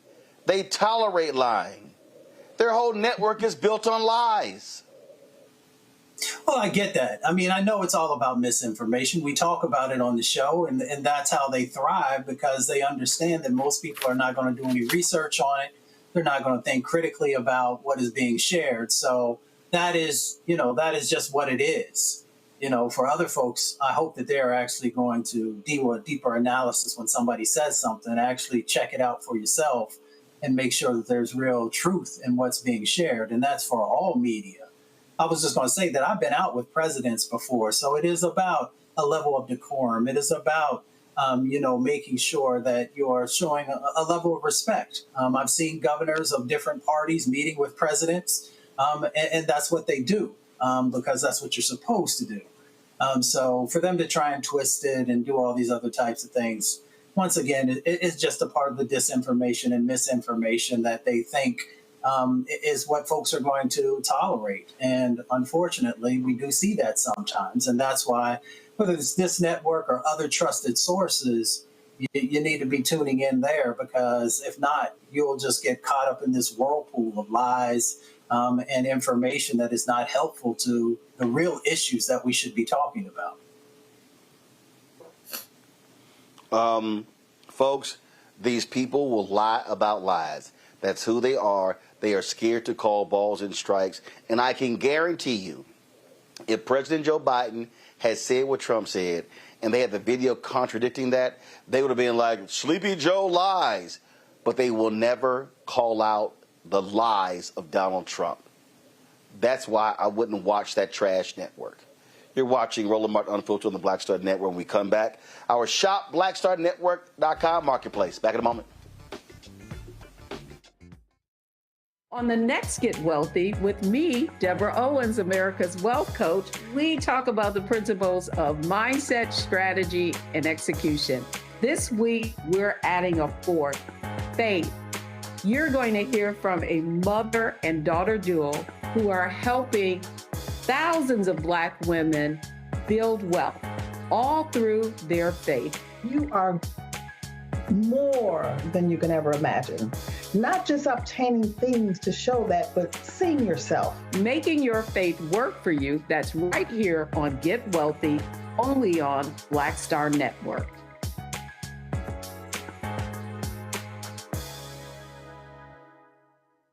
This week on the other side of change. 300,000 Black women being pushed out of the workforce. This is shocking yet unsurprising. So what happens when a bunch of Black mothers lose their federal job? Their kids are not being fed. Their kids are not being taken care of. But that trickles down to the entire community structure, which may be built on the backs of Black mothers and Black women more broadly. Tune in on The Other Side of Change, only on the Black Star Network. Next on A Balanced Life, here on Black Star Network, we're talking what it means to be a balanced young adult and turning 21. I know 21 is one of those ages where you think you're grown. You can do whatever you want. The law says that you can. But what are you packing in your 21-year-old toolkit that will allow you to not only survive, but to thrive? You have every right to make whatever decision that you want to make, okay? Because you're grown. Don't go out here and do something and then want to come back and expect somebody else to clean it up for you. That's all this week on A Balanced Life with Dr. Jackie here on Black Star Network.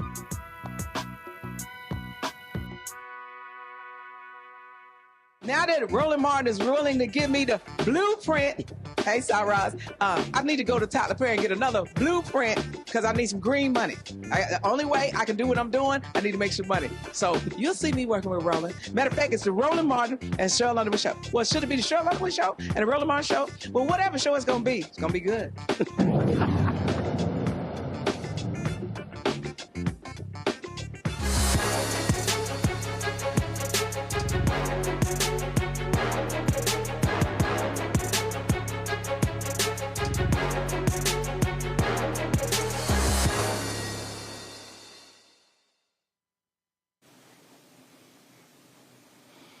All right, folks, of course, if you go to shopblackstarnetwork.com, you'll see all of the products of various businesses that we support. Let's get a shot of that with the products on my desk, my news desk in our studios in Washington, D.C. In terms of so many different products that we have on there, shirts, popcorn, we have treats, toilet paper, Leafy as well. So if you go, all the products on shopblackstarnetwork.com, shopblackstarnetwork.com. Today, though, we're talking about JohnTom's barbecue. It began as a cherished family recipe, slow smoked and passed down through generations. Now, LaFay Begis is taking that legacy from backyard pits to store shelves nationwide. It's a story of family flavor and Black entrepreneurship. LaFay is the president and CEO of JohnTom's Barbecue. Hey, man, how you doing? Doing well. How are you?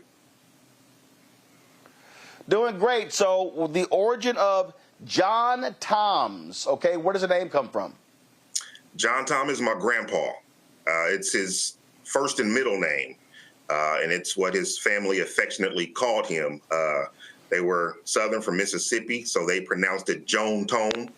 But yes, John Tom is his first and middle name. He had created a barbecue. I'm sorry. No, go ahead. No, I was just going to say he had created a barbecue sauce, I think before I was born. So I grew up with this barbecue sauce. The whole family did. And he took it to the grave with him. We realized that when he passed away that there was no recipe. He never wrote it down. So that's kind of how I got involved. When I was in college, I just decided that I was going to try to recreate or reverse engineer his recipe just based off of memory of what he put in it, but I had no formula. So that's how I got here. Got it. And so how did you piece it back together? How did you, I mean, were you talking to other family members? Were trying to get people to remember watching him actually do it? How did you do that? So I spent significant time with my grandfather when I was younger. And so I was there most of the times when he would make it. But yeah, you're correct. My aunties, I called them and I told them I had this idea to try to make his sauce. And so I wrote down what I remember, and then I asked them if it was something I was missing. So they told me what I was missing, and I just went to the store and started throwing stuff in a pot. Roland, this went on for nearly 5 years. It became a hobby of mine.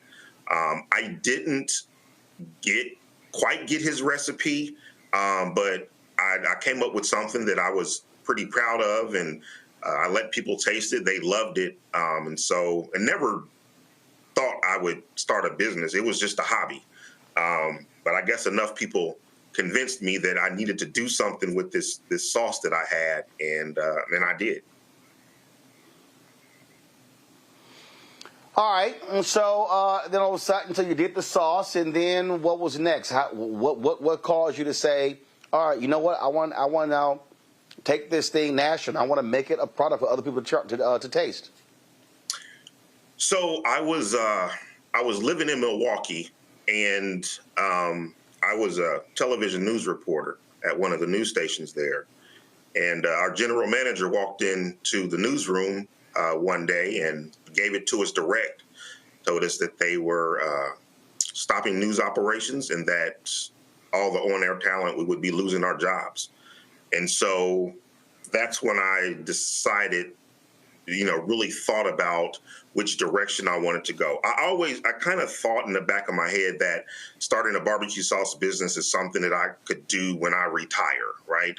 When I would have time. But when I was told that we were losing our jobs, I really started to think, why not now? So I thought about it for a few weeks and landed on the decision that I wanted to do that. I wanted to move back to my hometown and start this business. I just had one person to get that by, and that was my wife. She didn't know I was thinking about this. So I approached her, and I said, don't think I'm crazy, but what do you think if we move back to our hometown and I start this barbecue sauce business? And without hesitation, she said, let's do it. So once I got her blessing, it was just full steam ahead. I have two business partners. One of them is my first cousin. He shares the same grandpa. And he called me one night just checking on me because he knew I was losing my job. And I shared with him that I was going to start this business. And he said, cuz, you need some help? And I said, I do. And he has a marketing background. And then I said, one more person I want to pull into this if we're going to do it. And that was my best friend, Rodney Robinson. My cousin's name is Terrell Cooper. So I approached Rodney with it. He tasted it and was immediately in. He said, I'm in. And so that was our team. So, look, oftentimes in our segment, we often talk with folks about the product and they're selling it and want people to buy it. But a lot of people just don't understand when you start talking about a product like this here. I mean, you talk about labeling, how is it preserved, where do you manufacture it, all those different things, cost of product, what type of bottle, size of bottle, cost, all this sort of stuff. And so when you were doing your market research, what was that like? And also, where do you manufacture your barbecue sauce? Okay, so doing the research, we quickly realized that the barbecue sauce sector is pretty oversaturated. There's 1,000,001. Oh yeah, it's a whole lot of barbecue sauces out there. A lot of them. And so at first, when we trying to figure out, okay, so where do we make this? back then, kitchen incubators were just starting to pop up, shared kitchens. And so we found one in Indiana, and, we went. They trained us how to take my little kitchen recipe and scale that up a little bit. Right. It was an FDA approved facility, so we could sell it to the public.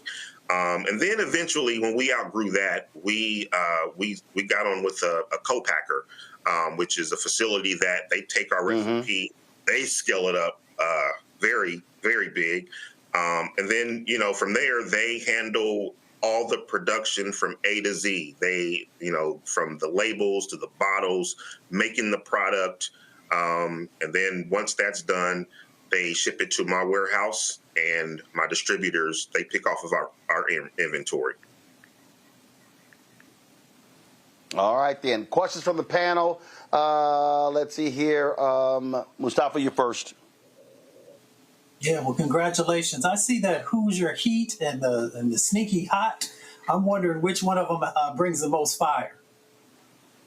The Hoosier Heat. The Hoosier Heat brings the most fire. The Sneaky Hot, it's crazy because when we first started, I had two flavors, and that was the original and the Sneaky Hot.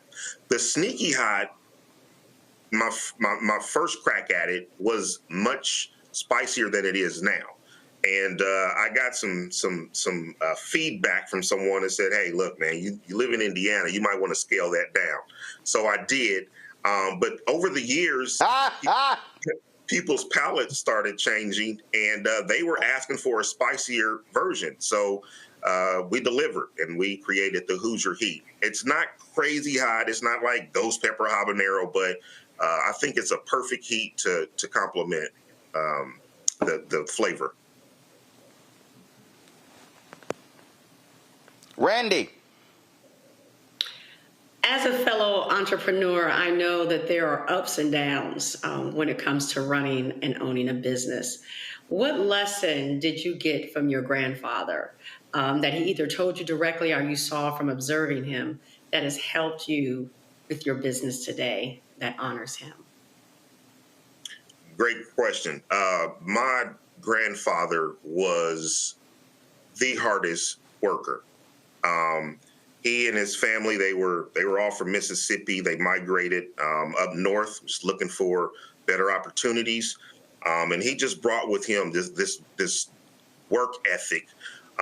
He had plots of land around the city where he would maintain about 3 or 4 gardens.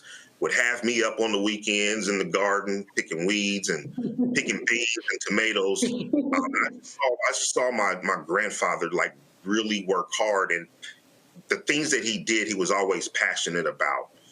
Barbecue was his passion. Before it was trendy, smoking meat and making barbecue sauce. And so I grew up around that. I grew up very close to my grandfather. So, and it's funny because my family say I act like him. So I was taking all those cues, not knowing I was, but I was taking a lot of cues from him growing up. Well, I salute you. Congratulations. I know your grandfather would be extremely proud. Yeah, I always say I just wish he could see it. Joe? Yeah, we went kind of a different direction, and instead of really going retail hard, we decided to go after your food service accounts. So most major sporting venues in Indiana, you'll find our barbecue sauce there. So if you go to a Colts game, we're there. If you go to a Pacers Fever game, we're there. If you go to Notre Dame game, Purdue, IU, Ball State, we're there.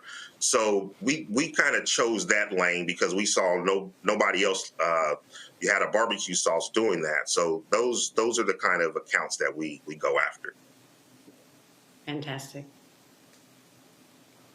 Joe? Great. Congratulations on everything that you're doing. I was looking on the list there, and I saw that you guys are just about everywhere in Indiana. I've got a daughter in Louisville, Kentucky. So let me know if and when you guys have any plans to get across state lines. Yes, absolutely. I will do. We actually did a activation at Churchill Downs on the anniversary a couple years ago. So we were fortunate and blessed enough to have our sauce there for that running. But yeah, that's one thing that we're really doing is starting to cross those state borders and become more of a regional presence. Excellent. Congratulations. Thank you. All right, then. So, folks, check out the product, JohnTom's Barbecue. It's on shopblackstarnetwork.com. Give me a shout of it again. This is a live look of the shot. We have it there on our news desk. This is the website right here. So you go to shopblackstarnetwork.com. This is what the bottles look like in real time. Let's not go to the website. So if you go to shopblackstarnetwork.com, you can try the barbecue sauces. 4 different sauces there, and we certainly want y'all to try those. And, of course, other products as well. LaFave, man, we appreciate it. Good luck with the company, and thanks a lot. Thank you. Thanks for having me on. All right, appreciate it. Thanks a bunch.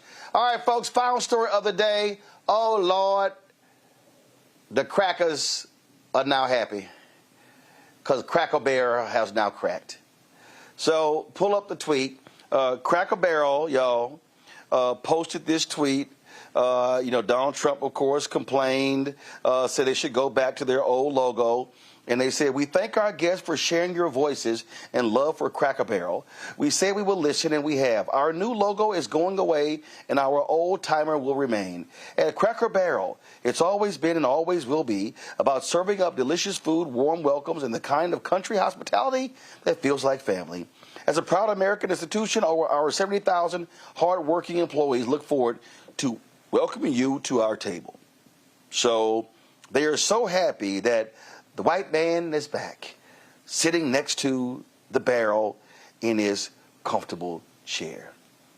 Oh, Randy, what shall we do? Ooh, I've had a time enjoying watching their meltdowns. I mean, these kind of things matter a lot to these people. When they uncrackered that barrel, people were upset. But, I tried to get some sympathy. I did a video about it. They first took away remember they had the indigenous woman on Land O'Lakes butter, and they took her away. And I, read how people were upset about them taking the Indian maiden. That's what they were calling her. Then you think about they took Aunt Jemima away. They took Uncle Ben's, the guy on Uncle Ben's. So they have gone. We do have to have some sympathy. Because these folks have had to go through a lot as they have created a world that's more respectful of other people. And, when you're used to being, and think of yourself as when you're used to being privileged, when you don't get your way, it feels like oppression. They're having a hard time. I have been absolutely tickled by watching their responses. What we going to do, Joe? Cracker Barrel cracked. Well, I wasn't much for pulling up on Cracker Barrel anyway, but, I'd rather go to a nice local country cooking type of spot. There's plenty of them right now. I'll go ahead and shout out Pat's Place in San Bernardino. They're doing their thing. Check them out. You don't have to go to Cracker Barrel, and there's nobody on the sign.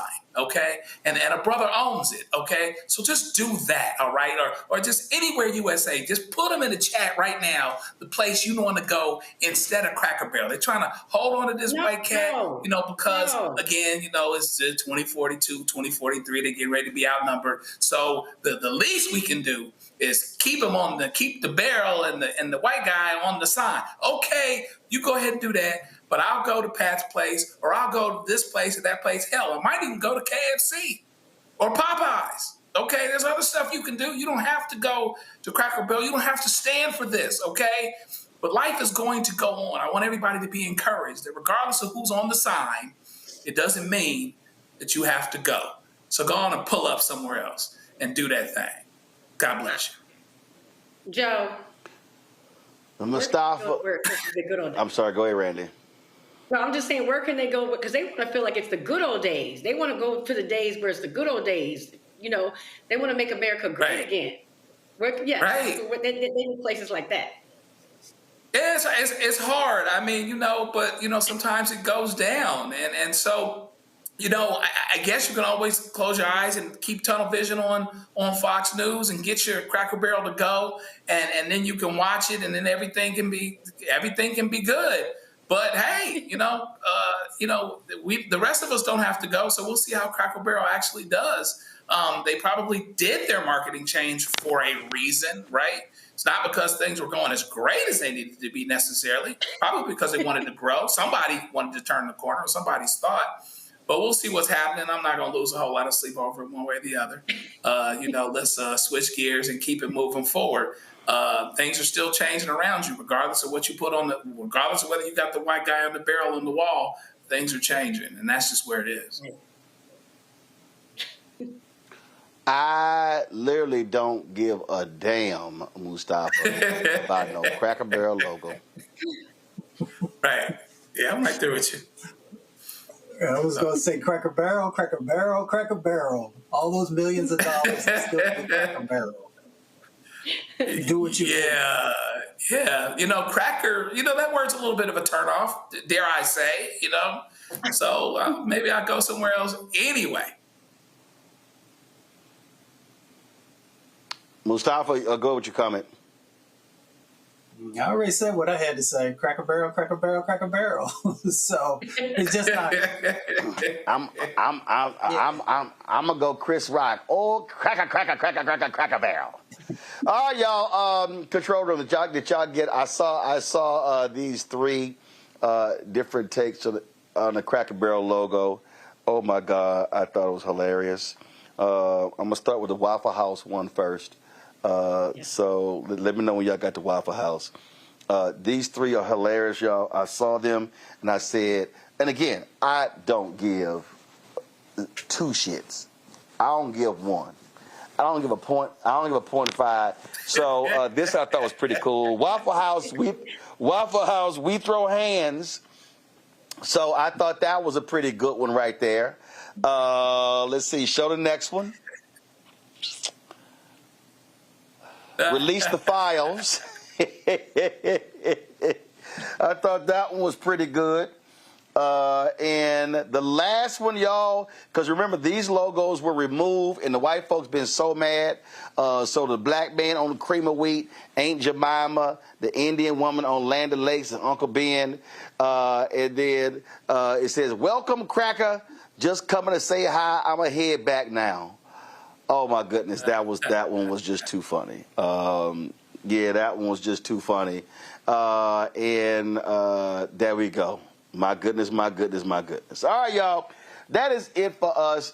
Let me thank Joe. Let me thank Randy. Let me thank Mustafa for being on today's show. I appreciate it, folks.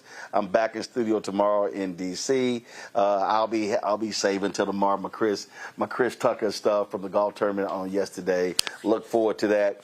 And so I've had some great meetings, some other business stuff happening here in D.C. In Atlanta. I've been having a good time. So back in studio tomorrow. All right, folks, don't forget, support the work that we do. Join our Breed of Funk fan club. Your dollars are critically important for us to continue to do the work that we do.